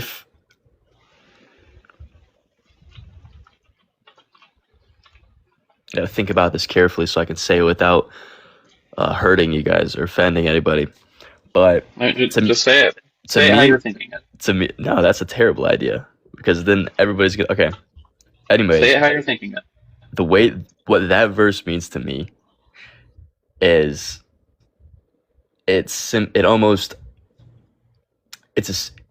to me it symbolizes that if there is no blood on the cloth, then to me, and again, everybody has different meanings and interpretations of this, but to me, if it does not bleed on that cloth, to me that is a sign of premarital sex. And again, there are multiple different reasons that it might not bleed, that it might bleed or that it might not. But to me, the way I choose to look at it is the blood on the cloth symbolizes innocence, and if there's no blood on the cloth, then that means that you're literally just restating the verse. Like, yeah, we know that that's the metric of innocence. I'm saying it's a bad metric because not all women bleed. So what? Like, and again, this was a whole roundabout way of just saying what the verse said again. Like, I don't understand what metaphor. Well, I've been saying the same thing from the start, and that no, you kept saying it's a metaphor, and it's not. But then I literally told you what it's not a metaphor, right? Like they're just saying this is the metric by which we can tell whether or not she's a virgin. It's whether or not this cloth has blood on it, and that's a bad metric. Because not all women bleed their first time having sex. That's how you choose to look at it. No, it's not how I choose to look at it. It's just a fact. It's a biological fact that we know. Like we know that not all women bleed their first time. Not just not all, but most women, in fact, a majority do not bleed their first time. So statistically speaking, even if we grant that like most women did at this time, it would still catch innocent women and have them stoned for something that they didn't do. Well, if they're pure and they me. haven't Is had that sex, correct? if they're pure and they haven't had sex, then they're completely fine.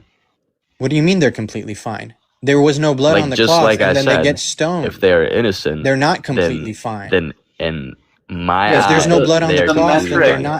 they're not considered innocent. That's To the me, the issue. blood's a metaphor. The blood is a The metaphor blood for can't be a innocence. metaphor because it's literally the metric by which they're using to determine whether or not they're guilty. There's not a metaphorical blood on the cloth. It's literal fucking blood on the cloth. What are you talking about? What metaphor are you seeing here? The metaphor, that's literally what the Bible is not sitting here, and it's Okay. not direct words from God. You're just not Do you know being who wrote the honest with Bible? the Do you know who text. wrote the Bible? Did God write the Bible? No, most of the No, Bible he is didn't. written anonymously. No, he did not. That's right. So Okay, so the Bible's like bullshit and we shouldn't take it for its word. I agree. Yeah, we can agree there. those words never came out of my mouth. The words I'm saying are the words in the Bible are the words that came through Moses. So in between there No, There we was don't know obviously if room for was Moses. a real person. Moses- It's writings, right? Like we know it's from people. We don't know which people specifically, but we do know, like we don't know which individuals specifically. We know And the people that every they came from. different version of a Bible says something a little No, different. there's no right? different versions of you're talking about translations, and that's I'm not going over. And like, they each say this is they in the each Hebrew. talk about, they each word things differently, and you know what they do. And that is why it's There's, all up this to is the not a matter of interpretation. wording things differently. There's nothing. No, There's it no other 100% way is, to because you want to word sit it here and than talk what the about the Hebrew blood on the says here. cloth being literal. That's what you want to sit here and talk about. But it's How not can literal. it not be literal? How if it's just a cloth and it's empty every time, then how the fuck did they tell the difference between the guilty woman and the innocent woman? If the blood is just metaphor, what's the actual metric then? How can they tell? I don't know how you can tell if somebody's a Okay. virgin or not, other than All if they right, lie. so you don't have an answer to that because that's just not how, like, it doesn't work that way. Like, there's no metaphor Oh, here. no. I sat here and I answered a question twice, and you want to say that my answer is not an answer because I want to say that it is metaphorical and that Because you don't if have you're an a answer virgin, you're for fine. what the actual metaphor is. You're just running away to saying it's metaphorical to try and make the verse seem less worse than it is, but it's not. It just tells you what the just not- metric is, and the metric is a bad metric, and we know this objectively speaking. It's a bad metric because if you're actually trying to determine, even the fact that this is being legislated, first of all, is misogynistic as fuck.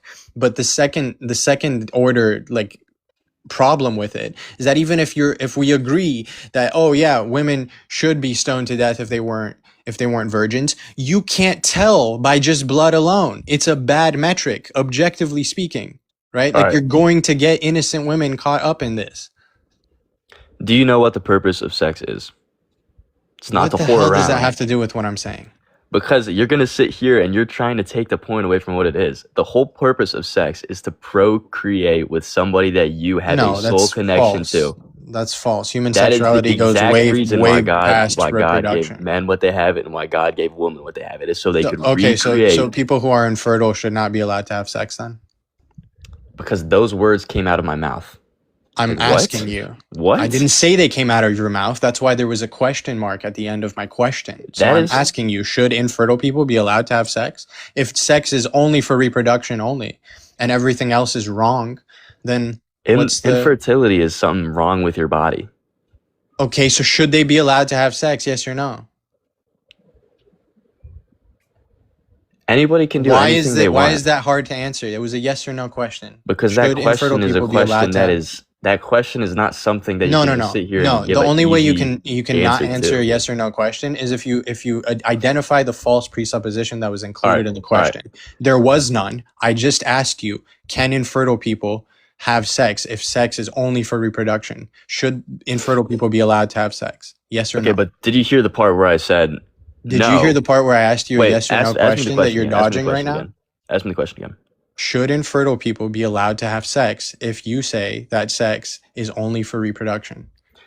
Yes, they should, because I didn't say it was only for reproduction. I said it was for You also just people with. said I that. said it was for people with a soul connection too, which means love. You didn't say a I soul said that Straight connection. up earlier. said- I said that earlier. You straight up said that it was only for reproduction. But Don't walk did back. I did I I don't talk think- about the soul I don't connection? think you're Did I being honest. did I or did I not talk about the soul connection? Which Okay, and what does the implies soul love. connection have to Because you do wouldn't with use her imply. being It her implies not love. being with a person that she's married to? You think marriage means a soul connection? That's the whole purpose of marriage. It's not for Does it? Where taxes. does The it whole say that? purpose of Show me marriage- that in the verses. Oh, Where am does I it say the fucking purpose genie? of marriage is soul connection? Yeah, Go I'd like find to it in see the that. Bible. You're the Bible No, expert. no. so I'd go like ahead you to and look in find the it because it Bible was and your you can claim. see where I'm the not gonna Bible find talks it 'cause about I know marriage it's not and in love there, between so I'm not people gonna and waste You're the my one time. claiming that it's in there. You're the one claiming that it's in there. You got to be the one to find it, bud. I'm not gonna waste my time riffling through a book to find a verse that I If know you really isn't want me in to there. find it, I'll find it right now within 15 seconds. Okay, in the Old Testament, by the way, because that's what we're talking about. Yep, I'll even time you. I got my food in the microwave right now. All right, Genesis 2:24. That's what it's saying right now.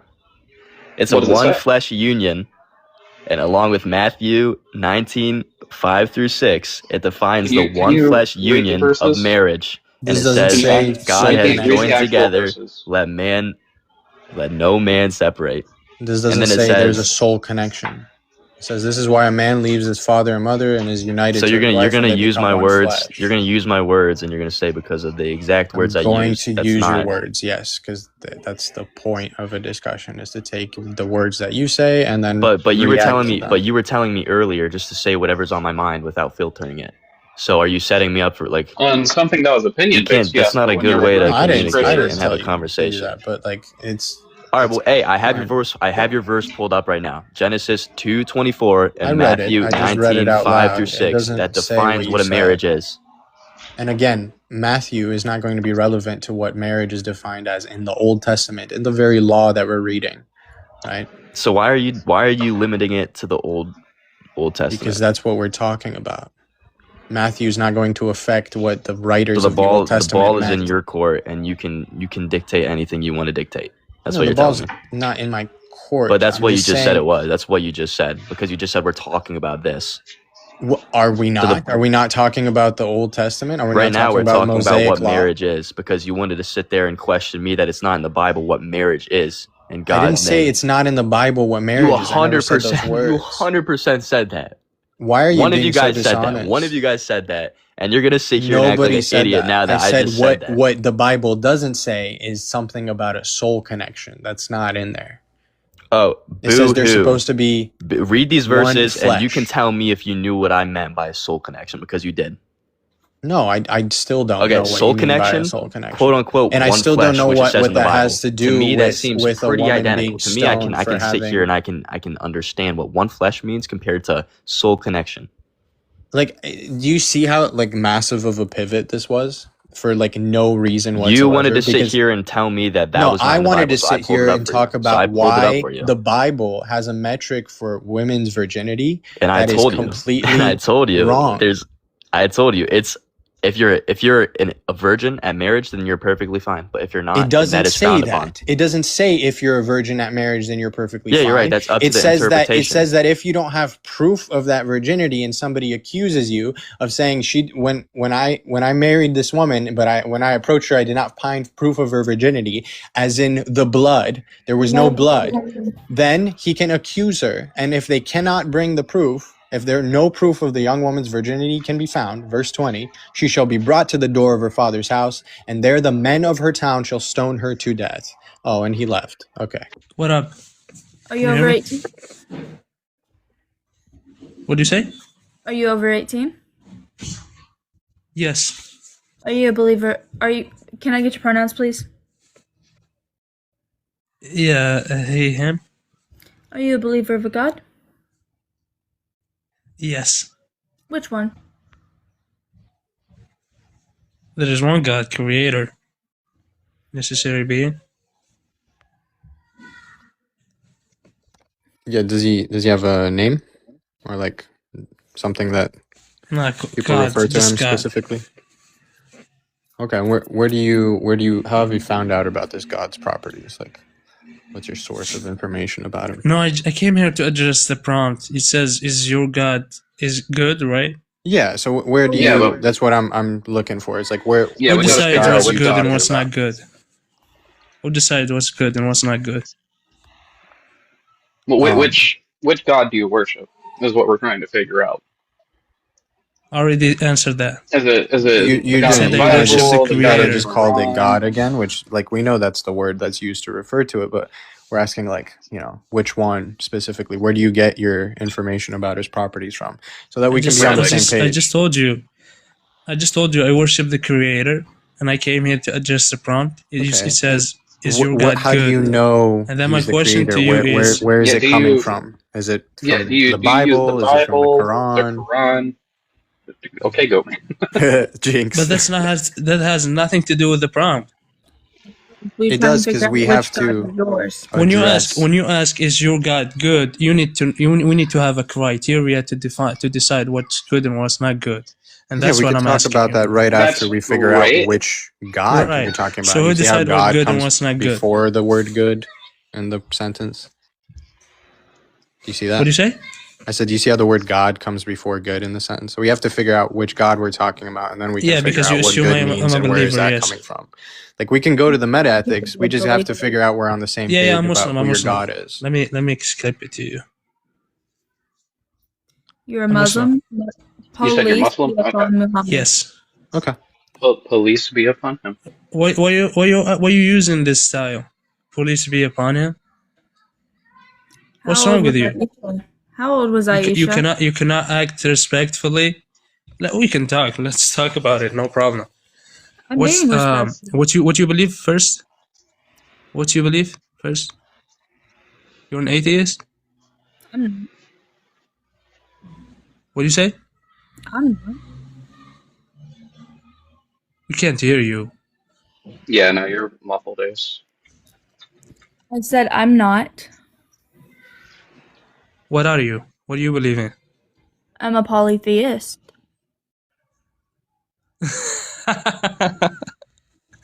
Oh Lord. Oh Lord. You're a polytheist and you're talking about moral things? Can you prove it's immoral first? Let's talk about this.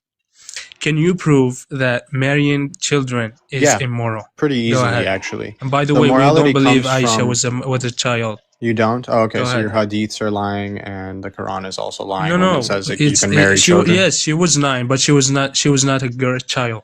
So can you prove it's She was immoral? she was not a child. She was 9, but she wasn't a child. Yes. You think 9-year-olds Yes. aren't children?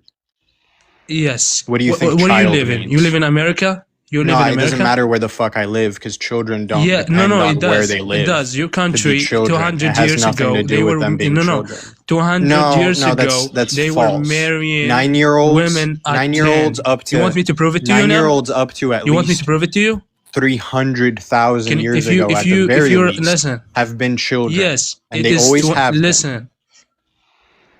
Listen, in the UK, in the US, maybe 200 years ago, in their books of history, they were marrying at the age of 10, and they were wrong. 12, I'm glad 13. we agree that that's If you want to wrong. believe, So let me finish, man. So let's go Listen, into let me what finish. you think a child So all is, 'cause that's humanity what I was a asked you. PDF? Say this. All humanity No, was I wrong want you was to PDFs? say the answer to the question. What do you think the child You're an is? idiot, sir. No, You're an idiot. you're a coward who So you can't believe, answer so you believe all questions about his humanity? You believe pedophilic all God. humanity were Can you PDFs? answer the question? What Wow. does a child That's mean? called presentism. What do you think fallacy, child idiot. means? No, it's not called presentism. It's called knowing what the fuck a child is. So answer the question. What do you think No. a child Before means?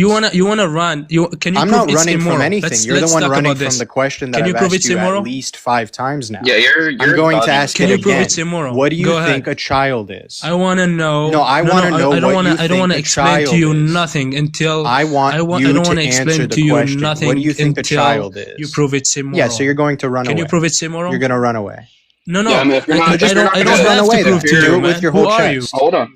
If you're not going to answer the question, you're going to get off Even the panel. prove it's immoral. You want me to prove it to you? No, Explain I want to you. idiot. I want You believe you you to came from a define what monkey. you think a child is, because you said something egregious. You think Why a would 9-year-old I isn't a have child. to do that?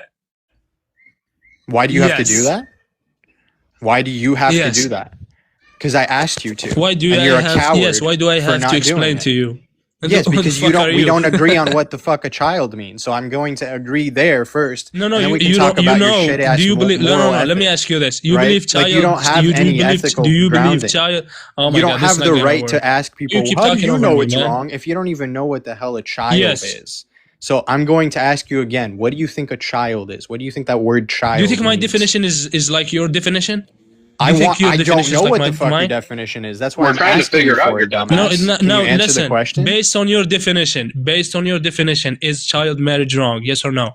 Stop asking me questions after I've asked you the same question that you've Oh dodged my god, 8 you're times. a panic Answer in the biscuit. question. What do you think a child is? Based on your definition, can you prove it's immoral? Oh, so I'm you gonna don't on this. care if it's a child or not. You don't know what a No, child it's, means. I'm telling you. No, don't Okay, so like I'll accept that create concession on words in that my point. So mouth. we agree that Based on your 9 years definition, old is a listen, child. it's the I'll accept your ironic concession. question. Based Yeah, on let's your go over into definition, why is a it's child wrong. marriage Absolutely, yes I'll moral? tell you why Yes or no? why it's wrong. I'm going to mute until it's you answer absolutely me. immoral. Yeah, because children can't Okay, prove it's consent. immoral. Go ahead. They don't Prove have the it. Prove it's capability immoral. of Prove it. consent. Prove Buddy, it? it's You just want like me you're telling to you. give you studies You on how just said their you're gonna brain mute isn't until you get an capable of answer. Shut the understanding? fuck up. Tell me, how do you know this act is immoral? For example, if someone came and says, "No, this is moral," and you said it's immoral, how Because we it can know impedes their well-being. who is between It you is damages the their true one? well-being. Prove it. Prove it. Oh, what- Prove that so sex it's with a damages- child it's- damages their well-being. So what? You want If me it to prove damage, that? so if it damage, it's immoral. Yes, it's immoral because you Who need told to you that? value your. How do you know that? need to value. Can you shut How the do you fuck know up that? so I can answer your question? How do you know No, that? you have to cope laugh. Okay. How do you know damaging is immoral? I'm trying to answer your question. You're Do you an want to listen to idiot, the sir. answer? Do you want to listen to the answer? If someone says, I Do you want already to told you. listen If to the someone answer, or says, do you want to drop? some- Because if you're not here to actually have a conversation, then I'm not going to waste my time. no, you start. You're just here to cope laugh. Okay, gotcha. So yeah, I'm going to answer your question. The way I know it's wrong is because every agent has to value the preconditions for agency to even function. You have to value freedom and well-being. And the only reason you do is because you're an agent. And so because you have to value freedom and well-being, what if I impeding don't? somebody's freedom and well-being is just acting in a What if I self-contradictory way. don't know? You're acting what if I don't incoherently. want to, man? And therefore you're wrong. You're literally incorrect about the very So let me values ask you, that your brain if holds. someone Let me ask answer you this. to shut If the fuck someone up because says, you haven't if said a someone single says honest thing this entire it's time. moral for me, So I'm just going to talk over and the you other one says and it's address every immoral for stupid me, point how that do you've you made know so who is far. right between them? Again, I think it's Easy very question. clear that the fact that you even have to say something like a 9-year-old isn't a child goes to show that not No, only no, do you don't not run, know don't what children are, you don't know what consent is, you don't know what morality is, and your You're- entire fucking system of belief is Stop muting me. Stop screwed muting up. me. You're- You just have no basis for You mute claiming me, I'm anybody's done. wrong on anything when you can't even get down the definition of child. He Good ran. riddance. Are you over 18? Yes. Can I get your pronouns, please? My pronouns? Yes. He-Man. Okay, are you a believer of a god? Yes. Which one? The one true God. Which is who exactly? Are you talking about Zeus? Jesus. Okay, and do you believe this god is all good? I believe he is, yes. Do you believe he's all knowing? Yes, I do. Okay. Do you think slavery is good? I guess that depends on what context you're talking about. In what context would slavery be good? So let's say I lived in a ancient society that I couldn't afford to feed my family. I couldn't afford to pay any bills, and I was going to die, and my children were going to die, and my whole lineage was going to be cut off because I just could not do that. So if there was if I had an ability to become a slave in order to feed my family, and not all slavery, Indentured not all. servitude. Let me finish. Not all slavery was done in a way where it was like where they just completely demoralize you. Some actually sold themselves into slavery for a certain amount of time, and then after that time, they actually learned a trade. Like they would go and they would work. They would live as slaves under someone that was a successful person at like sheep herding or like You're talking killing about fields, indentured servitude. killing fields or anything like that. And then Yeah, after you're just describing indentured servitude. yeah, I know that's That's exactly not what slavery is. that's exactly what slavery is in the That is Bible. And not. many, No, it's not. yes, I it want. is. Yes, it is. Hey, pause. There's several words that are Pause. meanings Hold on, of what Jack. that Hold on, word Jack. means. Hold on. Leviticus 25, 44 through 46 specifically points out actual slavery, whereas Leviticus 25, 39 through 43 points out the difference between indentured servitude and slavery. Now, indentured servitude, after 7 years, you are to be released as long as you're a man. You're to be released every 7 years. Now, in 44 through 46, it says you can go you can go out to the nations around you and get people as slaves that are to be that they are your property, and they are to be passed down from generation to generation. Yeah. And so these people that fought against other people, this was a very common thing that happened in culture. They would take lands, and some of these people would kind of adjust to how the people were, and they would kind of change the whole idea of the way that they thought, and they would become part of society. And it wasn't necessarily that they had to like hurt them or kill them or this or that, or just, treat them like total garbage. Some of them would adjust and become like the people that they were with. And so, yeah, this is something that happened all throughout history. And so it didn't mean they were continual slaves forever. It quite literally says pass them down from generation to generation. Yeah, I understand, but that doesn't mean they continually were slaves forever, because we see that a lot of those cultures that talked about that didn't have those slaves later. But the thing is the when you look at the Old Testament, you got to understand what you're looking at.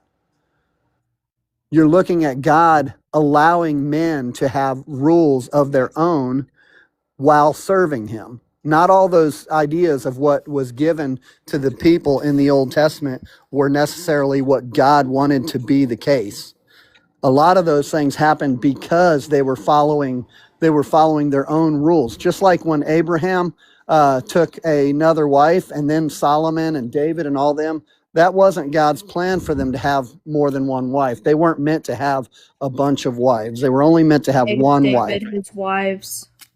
God gave David his wives. It specifically. I understand. That's exactly what I'm explaining. Hey, Jack, God allowed don't cut her those off things when to she's happen talking. because they're hard hearts. Jack, don't cut her off when she's misogynist. talking. He's gonna keep cutting me off. It's gonna happen. I know.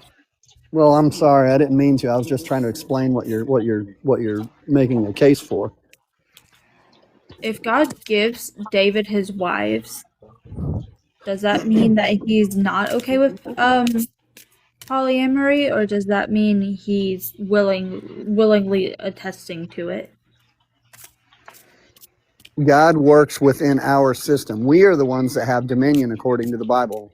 So mankind has dominion. So mankind makes the rules, and God kind of finalized them all through Jesus Christ. He corrected all the things that came into the people's understanding by their hard hearts. In Matthew 5:17 through 20, it says he did not come to abolish but to fulfill. So, Exactly. That's you're answering my. If I stop at a stop sign and fulfill the stop, does the person behind me have to stop at the stop sign, or can they keep going? That makes no sense to what you're trying to claim. So Jesus came to fulfill the law. And if the law originally was showing to have some flaws, because some of the law was given because of their hard hearts, because that was the only way that they would follow, was if they followed partly, then to come and fulfill it so that it's all able to be seen clearly is a perfection of the law.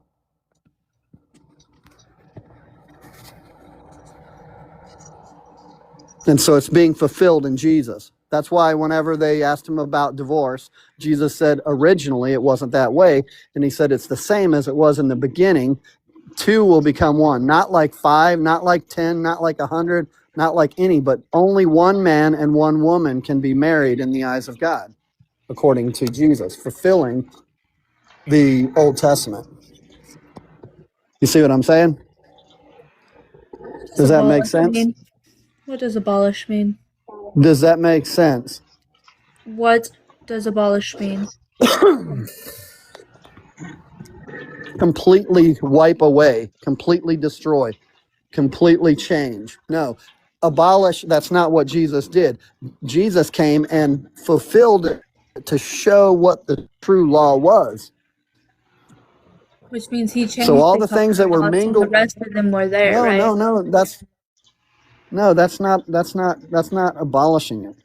So for instance, if we start out our laws in this country or whatever country you're in.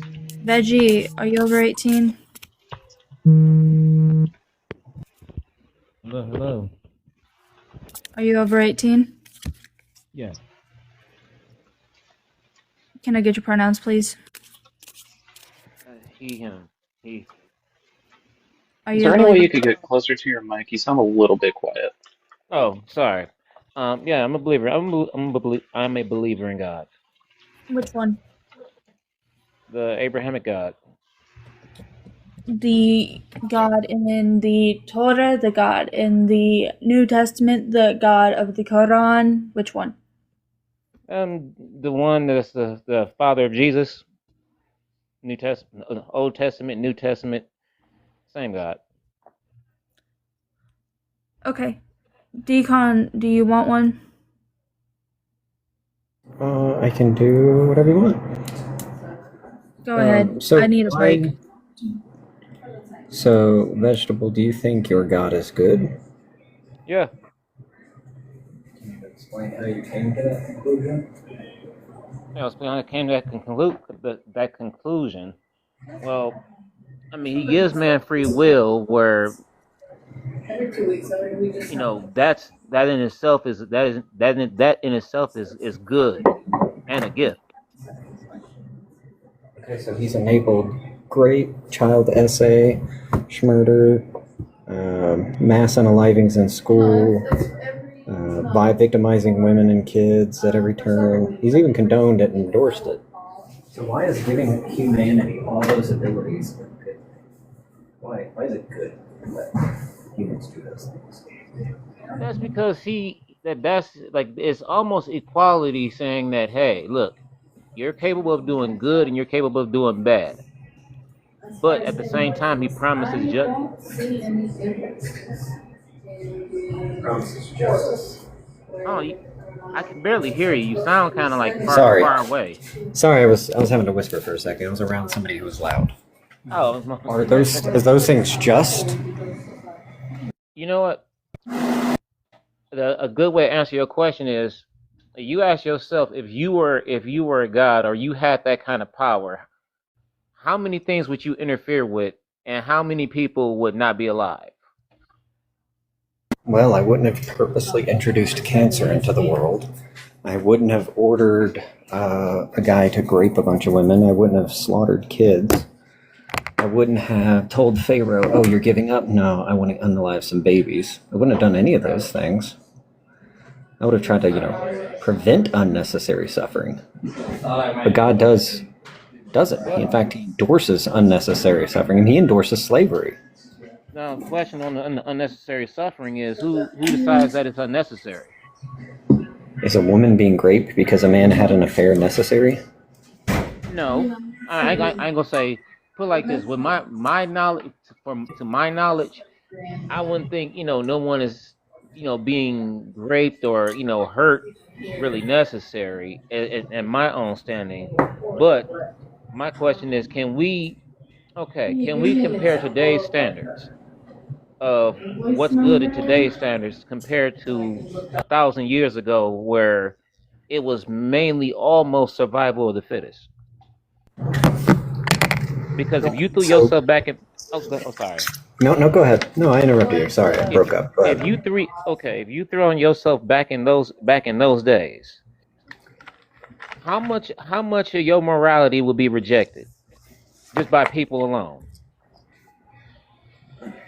I think there were different standards back then, but I don't think my morality would be rejected. I mean, imagine if you went back in time, and then you're hanging around all these people, and a guy comes up to you and says, "Hey, this great victim, she didn't yell. So because she didn't yell, we're going to unalive her. You with us? Here's some stones." Are you going to help unalive her because she didn't scream? No, I would try to find a way to disappear up out of that. Well, But do you e- think do you think men back there really thought that unaliving women who might have been great but didn't scream out was a good thing? No, even remember it was a passage where Jesus himself, when Mary Magdalene was about to get stoned to death, and he stopped it, and he kind Yeah, of but this. basically, go ahead. No, go ahead. Sorry, it breaks up sometimes on me. Oh, Go he ahead. good, he good. But even he stopped it, and the Pharisees were hard believers in some of the Old Testament. But even he explained to them that you got a lot of it wrong. A lot of stuff, that the way that you carried it and the way that you did things, you misinterpreted and got a lot of it wrong. Like, so that was the whole beef between Jesus and the Pharisees. That was part of it. Well, Jesus also said slaves should obey their masters. I mean, yes, back then, yes, people can, two things. People can sign up for slavery to pay off debt. That was a real thing. And then secondly, wouldn't that be a way to tell somebody how not to get themselves removed from this planet Earth? Because even in black culture slavery, if you were to tell a black slave wild out and act as crazy as you want, that'd be an execution sentence, wouldn't it? True, but as a God, an all-powerful loving God, he said don't wear clothes with two different textures in it, but he never said don't do slavery.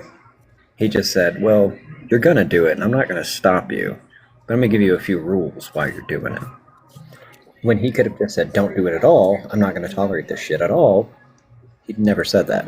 Well, in that story of Exodus, those people begged and pleaded to get removed out of slavery, and he acted. So it was more, I think, in some cases more so of the people. The people literally had to ask him, "Hey, can you get me out of this?" Well, you're talking about the Exodus account? Yeah, 'cause, I mean, they begged and pleaded, and at one point thought he didn't care, and then he ended up getting them out of it. Well, at one point, Moses surrendered. He called Aaron and Moses, or not Moses. Ugh. The Pharaoh surrendered. He called Moses and Aaron and said, "Look, tell your God I'm sorry." He went and prayed to God and said, "Look, I give up. I'm done. I'm gonna let him out." God didn't let that happen. Instead, God hardened his heart again when God went and unalived a bunch of babies. When he clearly could have just said, "Cool, Pharaoh, let him go. Let's end this." He didn't. He refused to let it end. He saw that the Hebrew people was going to go right back to Pharaoh, was going to run right back to him. So that's like, imagine you have a people that you're coming to save. They see that, and then you realize, and then for like I say, you're God. You can see the future. They're going to run right. Go ahead. So, Pharaoh wanted to let his people go, but because the Hebrew people were going to just run right back to him instead of just, allowing it to happen, he decides he's going to interfere and harden Pharaoh's heart, and then by the end of it, unalive all the firstborns in Egypt, even though Pharaoh did want to let them go, but God would not allow him to let them go. That, and on top of that, while I was reading, it was another thing I was reading. That whole act also was an attack on Pharaoh's gods. So like different cultures believe in different gods, just like the Egyptians believed in their gods, and like you had Osiris, you had Anubis, all of them had a specific role, and one of those gods' roles was over death. and Pharaoh, like I say, he's believing in those gods and believing that they can bring the dead back, they can do this. That act was also an attack on Pharaoh's They didn't very believe religious they could belief. bring the dead back, by the way. Huh? They never thought they could bring the unalived back. I mean, but how would you know that if Pharaoh really really believed or didn't believe that? Because I've done my research into it. They Still, have like, a book called the Book of the Unalived. They never thought that they could bring people back from the unalived. now, but let me ask you this. I'm hearing you. Because when I was, looking deep into that, and yeah, that very passage, this person has said that God also attacked Pharaoh's the gods that he believed in. That was also an attack.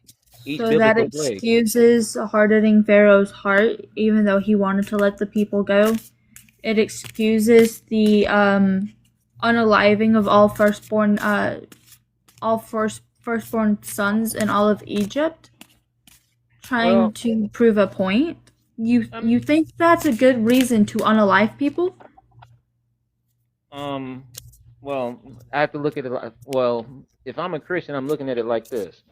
If God controls life and death, and he controls where the soul goes. Like, first off, do you believe in a soul or a spirit? I am a polytheist. Yes, I believe in a soul. Okay, The so other if he two up here are atheists. I do not pretend to know what they believe, and if they I believe get in a that. soul. I get that. Now, if he controls where a soul goes, just like like a programmer, he can take that person from this planet Earth, and he decides where their soul goes.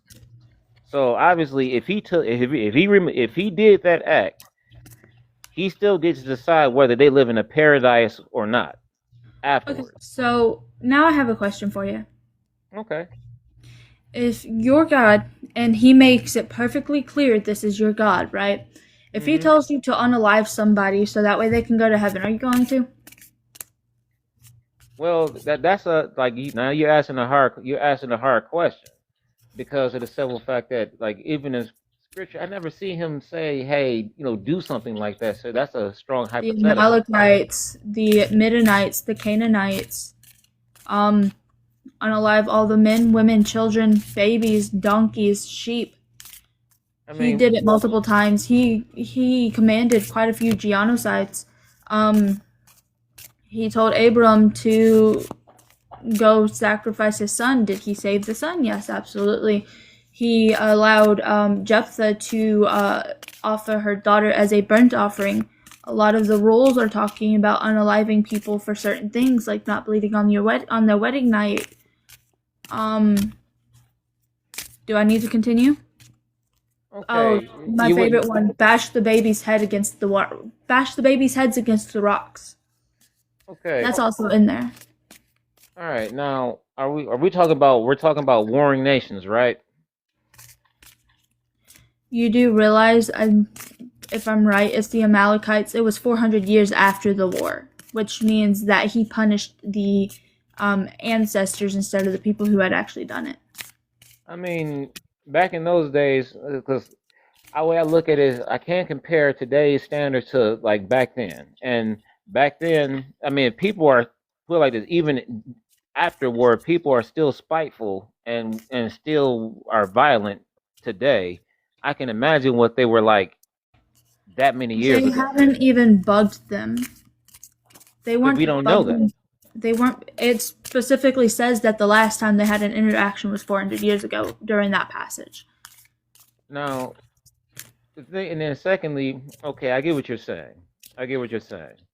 Now, it could have been due to a different idol worship, because God was very strict on, anyone worshiping other gods. It's like that was like his big no-no. It was like, you were not going to betray me with another god. But he didn't reveal himself to these other people. If he doesn't reveal himself, how are they supposed to know? Why would you unalive them instead of revealing yourself to them? I mean, he did perform miracles, and he did send prophets that kind of that Did they ever foretold go things. to these people? I think that they've encountered them, and You think, but it doesn't say that they ever did, does it? I mean, I would speculate that if God has sent prophets out there, and a lot of people have ran into them, it's a possibility. But with the idea, my next thing on God being good, if he was just straight bad, why don't he just take out every single person that annoys him or that He speaks did. against him? He I'm did. saying now. I'm saying like right Because now. he doesn't exist. According to the book, he did though when he sent the Great Flood, or when it comes to Sodom and Gomorrah, or what's the other place? Because there was another one where he did it too, where he unalived a lot of people. The Yeah, I know. Amalekites, the Midianites, the Egyptians, the Canaanites. And the story of Enoch, where Enoch took out all the prophets of Baal, and yeah, I mean, yeah, people made God pretty angry back in that Old Testament.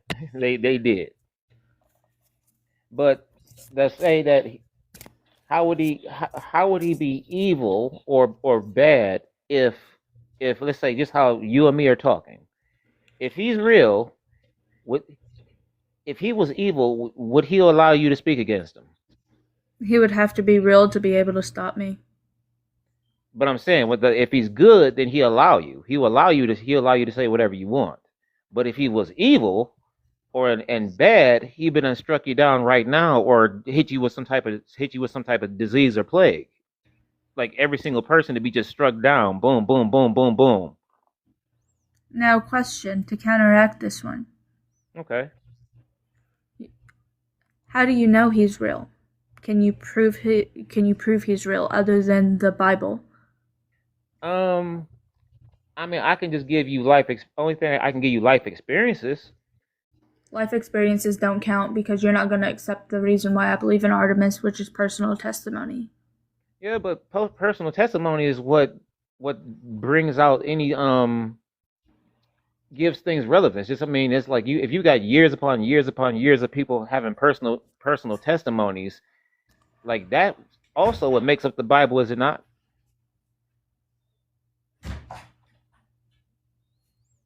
Well, that same logic could be used by like a polytheist to justify the existence of what they believe in, but you wouldn't accept that because you don't believe in the Greek pantheon or anything like that, you know? You know what? So that's why we don't accept personal testimony as good evidence of the existence of God. You know, but you brought up a good point. You brought up a good point. Because if there's a such thing as spirits,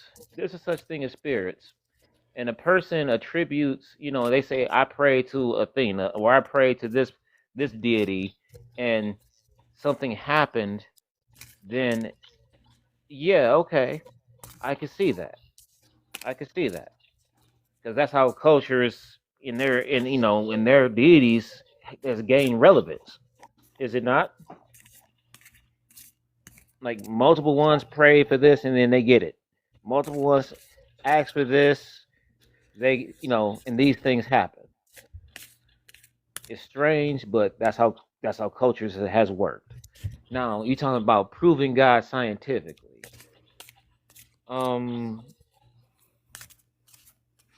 Truthfully, the only scientific thing that I can think of is even in Genesis, where it says, he separated light from darkness, and the formation of the universe. You ever heard scientists say a thing called antimatter? You ever heard of that? Yes. You ever heard the theory that the universe was made has an equal amount of matter and antimatter? You ever heard that theory? I haven't personally, no. But they said that by that theory, the universe should not exist. But here we are. And I mean, the way things are designed is almost too perfect. It's like it's mathematically almost too perfect. If everything just happened all of a sudden. Like, No one thinks anything happened all of a sudden. I mean, put it like this, do the universe seem like it had to have a designer? Who designed the designer? I mean, the designer is eternal. If the designer is eternal, he has no designer. He just is. And what is it? Like, you ask me, what not is be it? created or destroyed. But only changes shape and form. Exactly. Right. So if it's something that you're using special pleading for a designer when it could just be matter came together. No, but what he said, but matter came together. But what made the matter? Matter cannot be created nor destroyed. Right. You're using special pleading to try to create a creator. But who would have created the creator? I mean, the best way to look at it is if you live outside of time and space, how can you, if you live if you live outside of time and space, do you have a beginning?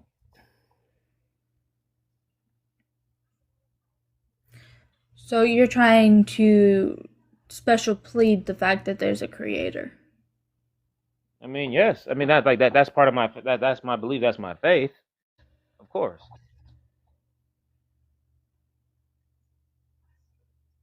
Okay. So special pleading is your argument. Got it. I mean, when you boil everything down, is the Bible a faith-based book? Oh, very much so. Okay. So, if it's a faith-based book, that's what people go off of. Like, people go off of their, yes, they will believe that, hey, my faith says that this is scientifically, everything is 100% true. That's that faith. Everybody believes in something. Now, just how, like, okay, when the prompt, y'all, like the prompt you put up, is your God good? Something had to annoy you to make it, right? Like, what made you wonder, like, why do people think their God, think that, that deity is good or bad? What made you wonder that question? Or probably annoyed you? It doesn't annoy me. By any means. I don't believe in your God. The thing is, I'm asking about different belief systems. Is not particularly targeted at a specific one. I get that. Okay. I see. So you just, like, basically it's like a learning tool. You just want to see what each individual has to say that makes their deity a good deity. Exactly. See, I can get jiggy with that. I can get jiggy with that.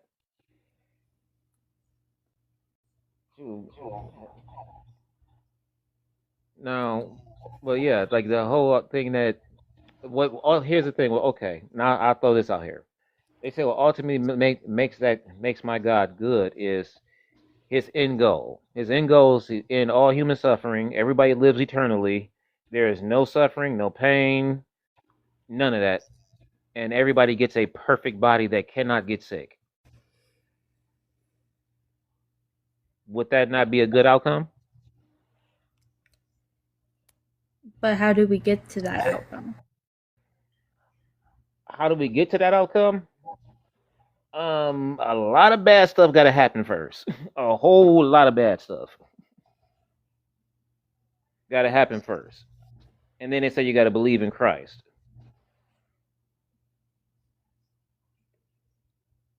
But the end goal is eternal peace and no conflict. So you think there's going to be eternal peace and no conflict, and that justifies the means to get to the end? Yes, due to the fact that if he's bringing every single person back that were unalive, if he resurrects every single person and brings them back, I mean, would that justify anything? Hold on, we got a money pew pew. I do apologize, vegetable, but that is our drop gift. So we gotta disconnect you now. I do apologize. Welcome, welcome. Are you 18 years of age? Oh, I 19. Wonderful. Can we get your pronouns, please? man. I don't really know pronoun. Like My if you were going English. to the store and someone was talking about you going to the store, would they say he's going to the store, she's going to the store, they're going to the store? Yeah. Which one? He. He, gotcha. And do you believe in a God? Yeah, I believe in Jesus Christ. Wonderful. Our friend Deconstruction over here is going to have a chat with you, alright? Okay.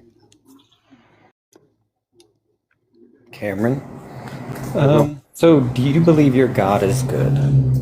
Yes, I do. Even though he has done lots of things that are very wrong, but he has done lots of things for the meaning of rightful of the holiness. Okay, so what are some things he's done right? A lot of things he has done right is when he came back to earth, he was here for one reason and one reason only, and that was to spread the love. And when he spread the love, it got to everybody. Therefore, the great things he did was help the humanity and warn them of his next return. And he also do lots of things along the line of before Jesus Christ even come here, there was Prince of Beaver Greenland or something, and he had to go do what he had to do. Sorry, my English is not too well, but he had to do what he had to do, and I think he did eliminate the people in Greenland and people over there. Jesus helped the people of Greenland? No, I think it was hold on, let me remember. What's the American word? Israel.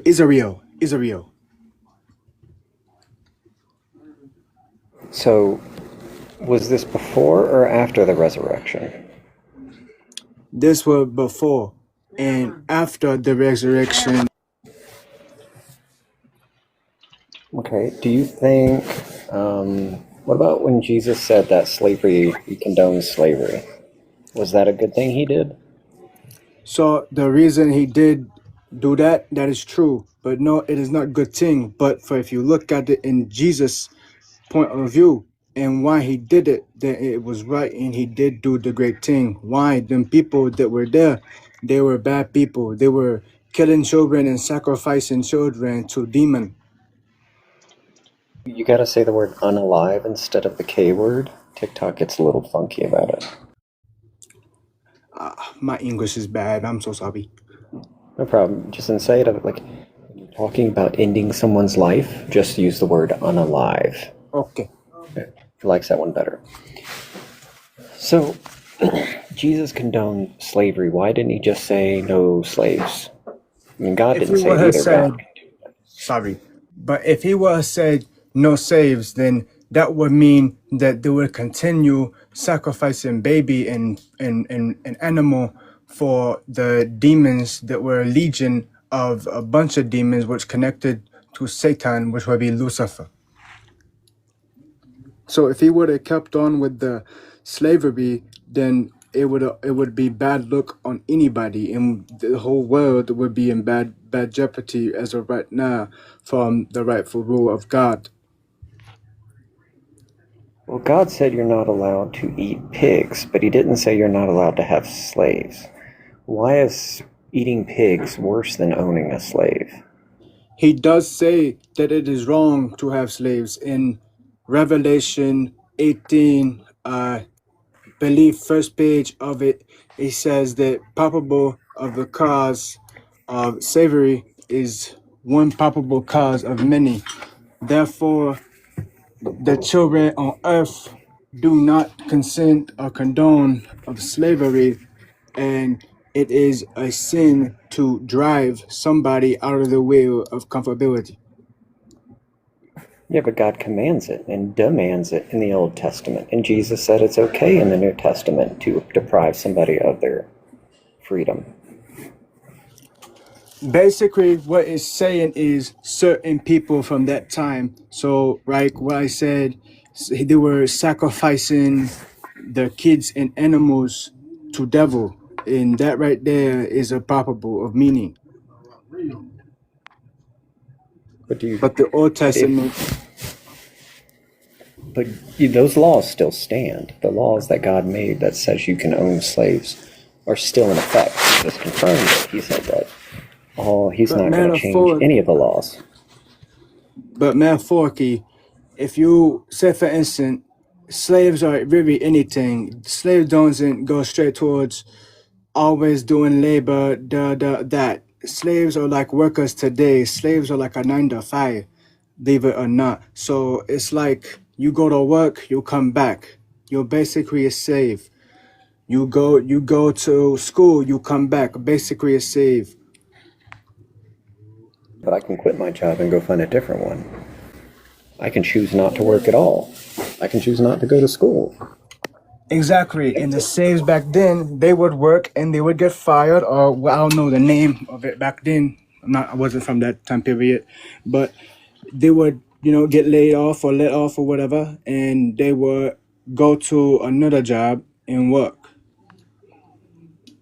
Back then, God wanted people to be slaves, and he made a law that an Israelite male has to be released after a certain time. However, if the slave master gave him a wife, and then he had a kid with that wife, the wife and kid were property. They had to be transferred to the slave master's son. But if the guy wanted to say, you know what, I'm going to stay and hang out with my wife and kid, I don't want to break up my family, he had to become a slave for life too. And there was no way out after that. There was no firing, there was no days off, there was just, I can beat you within an inch of your life as long as you can get back to work in a couple days. And that's what So that right there is mentioned in Joshua. It say that man who dwells with a woman is woman supposed to dwell with a man, and continue on in that verse. It say along the lines of this. I barely can say in English. Hold on. It would be the probable need of slavery is a sin, but the needable need of slavery is not.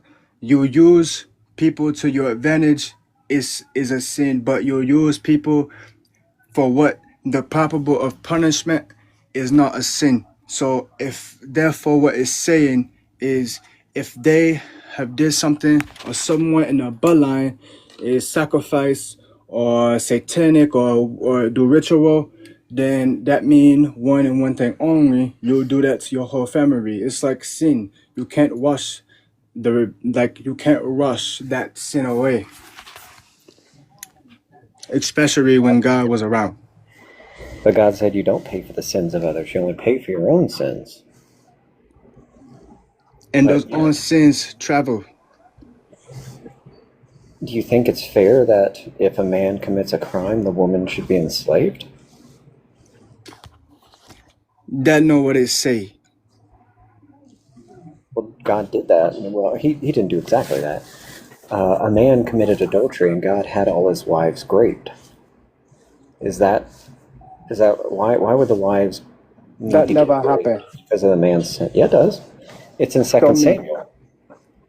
2 Samuel 12, 11 through 12. Have you ever read that one? Yes. Okay, God. You have wrong Bible. God decided to take David's wives. Then he trafficked them to another man and had them raped. This was after these same wives had already been human trafficked from Saul. So he stole, God specifically says, he took Saul's wives, human trafficked them to David. And then when David committed adultery and raped Bathsheba, God had them trafficked again and then had them forcibly raped against their will. How is this good? Like, how do I view this as a good thing? You might have wrong Bible, because I read whole Bible, multiple the Bible, and it say nothing along lines of that. Okay, so do you know that David's wives were originally Saul's wives? And Saul's wives, when Saul displeased God, God gave David all of Saul's wives. That is human trafficking. We understand that as human trafficking. Now, later, when David raped Bathsheba, God said, I will raise up trouble against you in your own house, and I will take your wives before your eyes and give them to your neighbor, and he shall lie with them in broad daylight. I This don't is know what God's. Bible you read, probably Satanic Bible, but that made no sense. Nope. That is from the most accurate Bible translation that scholars have come across. It's taught in Which Bible? the NRSVUE. No, you kidding me, right? Christian scholars on a consensus say that is the most accurate Bible. It is the one used in biblical colleges. It is one used in seminary schools. It is the one pastors are taught. That is the most accurate translation. Which one do you use? I use a multiple Bible, but what you say, I never see. Which one do you use? Old or Multiple New ones. Testament? No, what version of the Bible? What translation? Like NIV, KJV, NRSVUE? I use the Cinco Mana, what's the Koshamin, the Bournemouth Testament, what else? And the King James? the Nakachim, what would that be in Japanese? I don't know. Do you use the King James version or the New King James? I've read the half of the old, but new now. Well, the King James version was a political tool used by King James in which he directly manipulated translations when he had it translated. Who? Matthew. You mean the Gospel of Matthew? Mm. Do you use any other Gospels? Not really. Why not Luke or John or Mark? Sorry, I don't understand. Okay, so on the front of my Bible, it says NRSVUE. Some Bibles, it says NIV. Some says KJV. What does it say on the front of yours? What is the version of the Bible that you go by? Holy Bible. Okay, let's get off the versions for a moment. I go by a Bible that scholars, both atheist and Christian, say is the most accurate translation. Scholars, like across the board. This Bible is so accurate that is the one they use in colleges to teach pastors how to be pastors. So, it is the most accurate. And in that Bible, it says that God himself said that he was going to cause trouble in David's house. He was going to steal his wives and have them raped. This Go is back second. a little bit and you will see what it say. I have. I've read the Bible multiple times. And I'm reading it again recently. David raped Bathsheba. And in order to punish David, God specifically had David's wives raped. And once Bathsheba gave birth to a son, God gave him an illness and then tortured him for a week before he decided to unalive him. David got no real punishment from this. He got to watch everybody around him get punished. Do you think it's good to punish innocent people for the crimes someone else committed? Do I think that... Could I get... How do I translate? Let's see. I can't help you with the translation. Sorry, I'm Japanese. No, it's okay. I understand. There's a language barrier, but I'm being patient. Let me see here. What you say? What I'm saying is, hold on. God took a man's wife, gave them to someone else, and had them raped. He had them raped because that man committed adultery. Okay. Is it okay if I go get this translated? Yeah, go ahead. If it's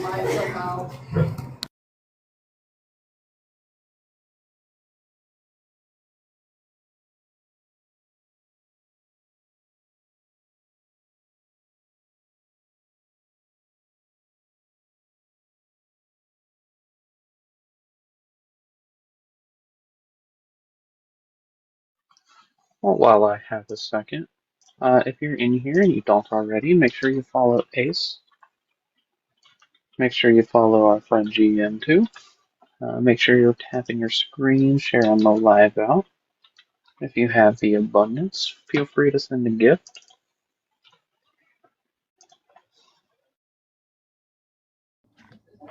Okay. I see now.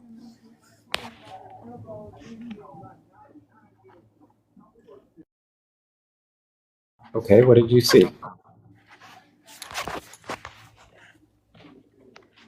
One second. Who's someone text me?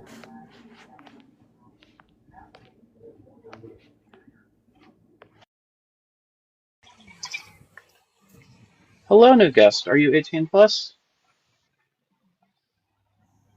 Hey, buddy, yeah.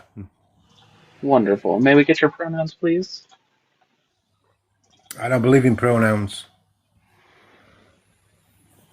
Okay, well, we can have the conversation, but every time you use a pronoun, you will hear a eh. So we can, Sorry, but why would you do that?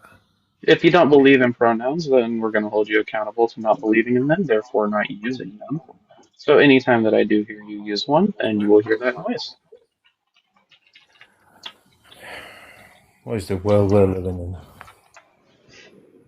I agree. It's pretty crazy when someone can't answer a simple two-word answer question, you know? But there shouldn't be such a question. I mean, I know it's so rude of us to try and respect you, isn't it? Try and respect how you identify. It's so rude of us. It's absolutely disrespectful, to be honest. How is it disrespectful? Well, you can hear by my voice. What do you think I am? Spaghetti. I don't know what you are. That's why we're asking. Little bitch. Careful, Ace. I don't get it. Pronouns. Okay, he. There you go. And do you believe in a god? Absolutely 100% not. No? Gotcha. No. So we are just looking for believers, so we're going to go ahead and drop you down. All right, then. Welcome up, new guest. Are you 18 plus?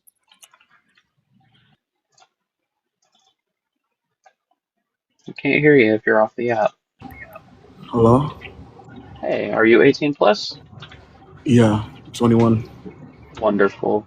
And what pronouns do you use? I use he and him. Wonderful. And do you believe in a god? Yes, absolutely. And which one would that be? It would be the one you guys seem to despise the most. It's the Christian one. The Christian god? Gotcha. Our friend Decon over here is going to have a conversation with you, alright? Alrighty. Well, first off, I would like to clarify, I don't despise the Christian. He would have to exist in order for me to despise him. I mean, you can despise a concept without it even being real. That's true. I mean, I do despise an individual who loves to unalive babies and have women grape for his own pleasure. I mean, you can feel that he'd rape for his pleasure and so on and so forth, as you just said. Well, he wanted it to happen. He demanded it happen. He commanded it to happen. It sounds did he like command it, or did he let it happen? He commanded it. With David's wives, he specifically commanded it. Can you give me the verse so I can check? 2 Samuel 12, 11 through 12. All right. Give me a sec. No problem. Hey, Reds, give me the Bible verse where God said he gave us free will. I'll wait forever for you to answer.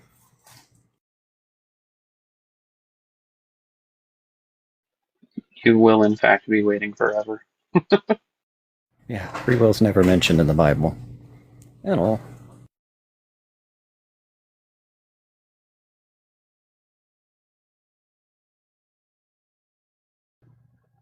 You don't need something to be said verbatim for the concept to exist. Okay, so let me check. You looked it up. What did you come up with?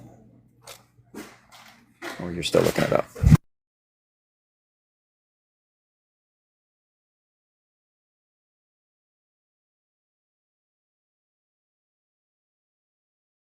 Okay, I read it. Okay, what did you come up with? Well, it seems as if his hand of protection was being lifted. So 2 Samuel 12:11-12. Sorry, somebody was talking to me. God had rose up trouble in David's household. He gave the women, he human trafficked the women to Absalom, and he had them raped. Is that a good thing to you, that God does that? Well, I just said he had his hand of protection lifted. Yeah, but why did he have innocent women raped? Why didn't he just have a big, burly man come grape the crap out of David? I don't know why. I can't give you the reason why, but I can tell you that the hand of protection was on him and his wives, and he decided to disobey the law, in which what happened, the judgment would be that Absalom enacted their wickedness in what they did. Yeah. Well, yes, that's what he did, lift the hand of protection, but does that warrant innocent women being raped for David's actions? Is that a good thing? Well, was it a good thing that happened to them? No. Is it a good thing that God commanded it and demanded it? He didn't demand it. He lifted his hand of protection, and that's the onslaught of what happened. No, he didn't just lift it and it accidentally happened. He commanded it. He said, I'm going to take your wives. I'm going to give them to your neighbor, and he is going to grape them. That was this would be God being onslaught? Do you think that God is onslaught? What do you mean by unslung? My bad. I'm talking about the people who came and did that thing. Do you think God is them? God commanded that situation. He demanded it. I'm not saying God did it. Sure, God impregnated a child against her will, but what I'm saying is... Oh my God, not with that rabbi shit again. God, in that moment, specifically commanded women to be raped. Is that the sign? As I said, he lifted his hand of protection, in which was protecting them from that community, and that judgment that happened onto him was that. God's the one who did the judgment, and then God punished innocent women. So my question is it good that God punished innocent women for David's crimes? Well, was it good that David disobeyed God? He punished David because David raped a woman and got her pregnant. Mm-hmm. And then, not only did God have the women raped because, for whatever sadistic reason, he got off on that, he went and took David's son, struck him sick, tortured him for a week, and then unalived him. So it wasn't good enough to just have women raped. He really wanted to set the lesson by torturing an infant. I don't. Can you explain how that could even be, in any remote universe, a good thing? I mean, it describes as what you define as good. You should know. How would you define good as a deconstructionalist who doesn't have a premise of what good is? Like, is good something you feel, or is it a concept itself? Good isn't just a feeling. Good is something we can identify. Good. Granted, you probably have a subjective view of good because you believe in God, and God is, God's morals are subjective. God's morals would be objective because he is. Goodness derives from him, so it wouldn't be It wouldn't be subjective. So, does evil come from God too? Since evil is a perversion of good, no, it wouldn't come from. It would be like a byproduct. Okay, so is it good to have? Let's say, is it good for you and I to unalive children because they made us mad or they insulted us? Is that a good thing? No, it wouldn't be good for us because we're not in the position of judgment. So why is God good for unaliving children? Because they call people names.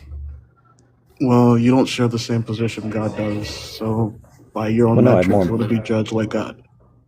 I have more morals you than can't judge God, to be fair. You don't I can't have judge his God. position, you're not equals. It kind of goes Yeah, back to the big human concept. I feel like a lot of people I'm view not. God as a big human. No, I'm not equal with God. I'm above God because I have better Exactly. morals, and See, I treat that's people pride. better than God does. I mean, Okay, how would you know you're treating somebody better? What does better mean? okay. So let's say you come across a woman who says she was raped. Yeah. She was raped, brutally raped. But the problem is her mouth was covered the entire time. The guy held a knife to her throat, covered her mouth, but while he raped her. Okay. What do you think that you should unalive that woman because nobody heard her scream? Is that a good thing? Do you think that's something you would do? Just like, no, you didn't scream. I'm gonna pew pew you. Well, I mean, no. Of course, you wouldn't do that. What? Why not? Because that's the bad thing to. I mean, I understand why I don't. Why don't you? Because it's a bad thing. It causes harm, and it's victim Exactly. blaming. I think goodness and wrongness is written in the heart. So you know something But is intrinsically bad to do, so you don't do it. however, God made a law that says if a rape victim doesn't scream out, you're supposed to unalive her. So why is it you think it's bad, but God What? thinks it's good? Where is that said?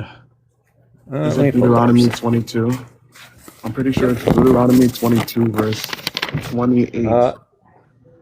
28. No, that one's 23 through 24. 23 to 24. Can you tell me what it says? Okay. So, if there is a young woman, a virgin already engaged to be married, and a man meets her in the town and lies with her, you shall bring both of them to the gate to the town and stone them to unalivement. The young woman because she did not cry for help in the town, and the man because he violated the neighbor's wife.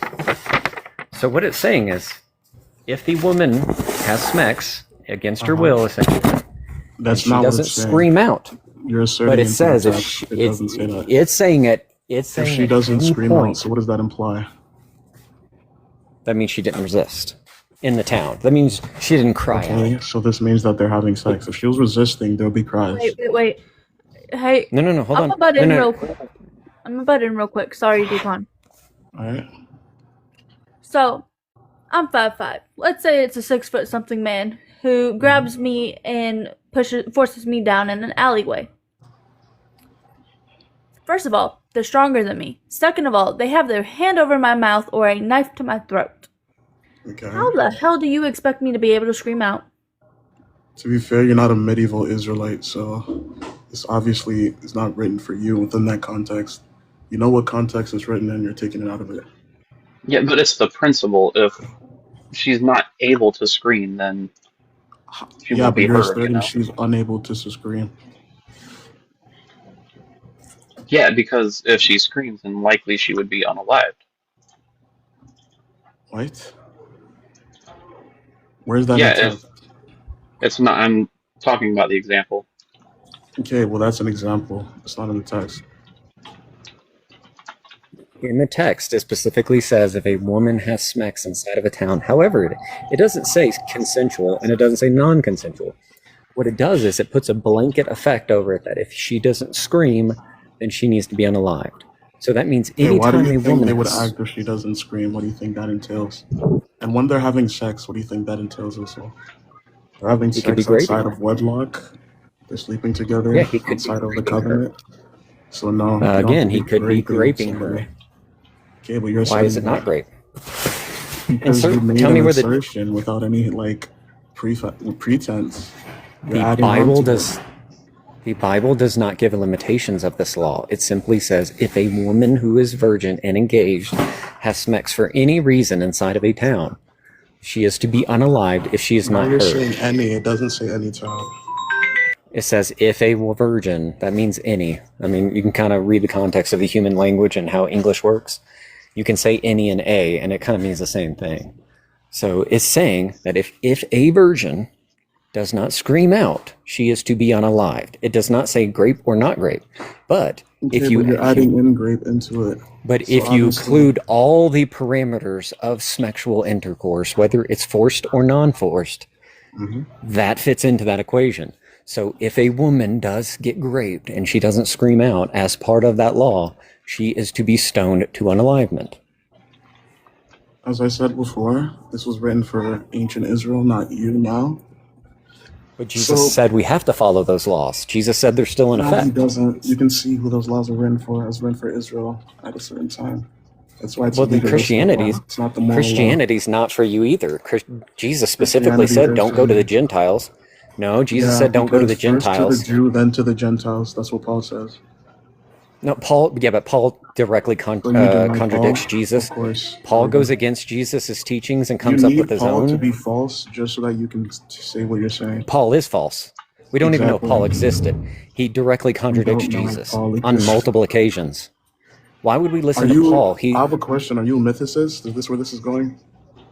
No, what I'm saying is Paul said he fell off a horse or a donkey, hit his head, and he just saw some magical lights, and suddenly he's the best apostle, and The problem he's a is self. magical. He You're creating he says tangibility he's a into it. It wouldn't be magical. It would be miraculous. miracles are just God magic. That's all it is. It's just Exactly. magic with It's not God God on it. magic. It's not God So magic. Sorry. he hallucinated that he had these bright lights, which, and when you have a concussion and you get hurt, you can easily, see things and have hallucinations. Nobody ever verifies that he says Jesus. In fact, later when he goes back into a town, he tells the different story 3 times. Paul also contradicts Jesus on multiple other things, faith or faith first works. He goes against the other apostles in other cases. Well, he wasn't If even he an went apostle and against he the never other met apostles, Jesus. wouldn't that be addressed in the Council of Jerusalem? I don't see why would they let him LARP that long. Well, I mean, the apostles go against each other, supposedly, if they actually wrote it. I mean, granted, they weren't attributed as authors until 180 AD, which is 150 years after Jesus unalive. Then they finally said, maybe Mark wrote Mark, and maybe Paul wrote, or It's Matthew around wrote Matthew. It's earlier before that, not even 100 AD, like within 70 No, AD, which is it's pretty 180 impressive for when the now. actual authenticated authorship was actually attributed. They theorized it before then. They said, well, maybe it's the case. But no, the So you're actual telling me authorship that is is not just random attributed. authors? That is highly unlikely, because those Oh yeah, reference church fathers. there are even major Christians. There are Christian scholars who believe that the anonymous writers of the Gospels were anonymous, and they attributed them later. Even Is that an Christians appeal to the know that. minority? I don't understand, because the majority of people Regardless, think that it is like those who wrote it. let's pretend the apostles wrote their Gospels. They couldn't Okay. even agree with each other. They contradict each other multiple How do times. they They contradict? tell It's not a contradiction to not add more when one persons tells to one equal. story, and when one Are tells you one talking story, about and like when the angel was there with Jesus? Like one said it's one, another person said two. It's not a contradiction. Somebody no. added What on I'm to saying is, okay, among that one, there are other like Jesus' birth narrative. That's a huge contradiction. Matthew and Luke Are you couldn't even talking get it about the right. lineage where one person follows his mother, the other one follows his father? No, I'm talking about the fact that Matthew said Jesus was born before 4 BC, and then Luke says he was still in the womb again at 6 to 7 AD. That's what I'm talking about. Where does it say that? See, Matthew okay, 2, so Luke in 2:1. Matthew 2 says that Jesus was already born when King Herod was alive. King Herod, we know, unalived in 4 BC. We know that. Historical fact. The Romans kept the records of it. Now, Luke goes later and says, well, no. Jesus was still in the womb when Quirinius was doing the first census of Judea in 6 to 7 AD.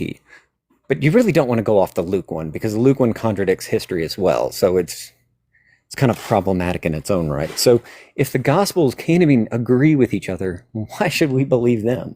And then why should we believe Paul at that point either? And you can say, I'm just reading oh, the text. maybe.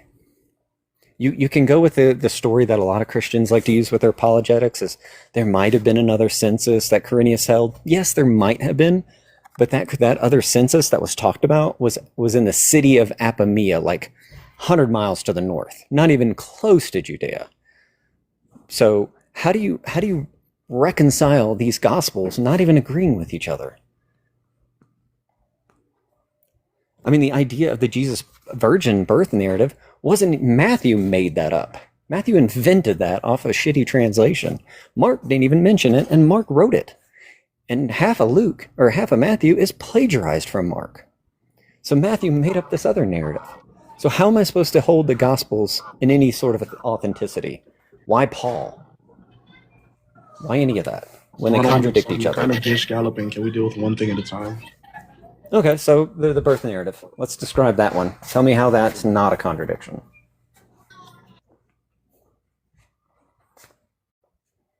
With the birth narrative, I need to do more research. That's okay. That's fine. I don't know is a great answer. I love I don't knows because that means you're not taking a standpoint. You actually want to learn about it. But I need to get back to work though, so I'll let you guys be.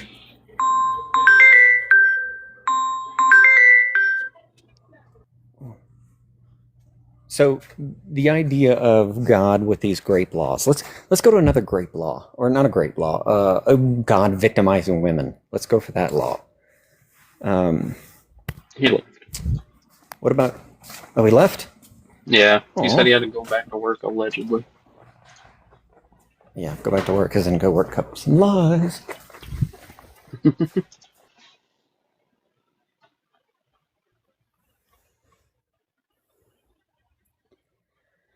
I am still a functioning human being. Oh yeah. I just don't know how functioning it would be. If you need to take a nap, you can. We can handle it. No. Okay. Brett, why don't you do a poll, Brett? What for the ace nap time? Don't do that.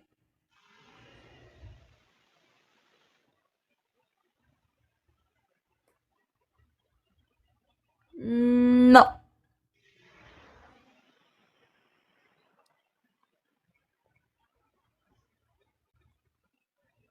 This tongue ring feels really funny when I purposely push it against my teeth to say no.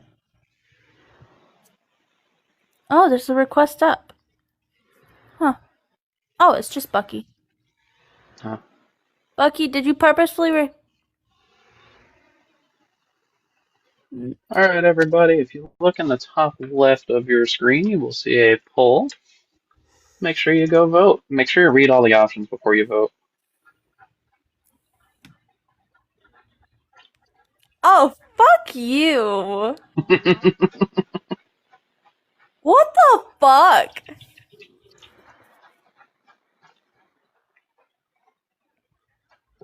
I think that's got the most Right. votes.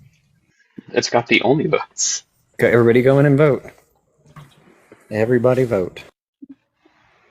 Are you a friendly or no? That looks like a troll.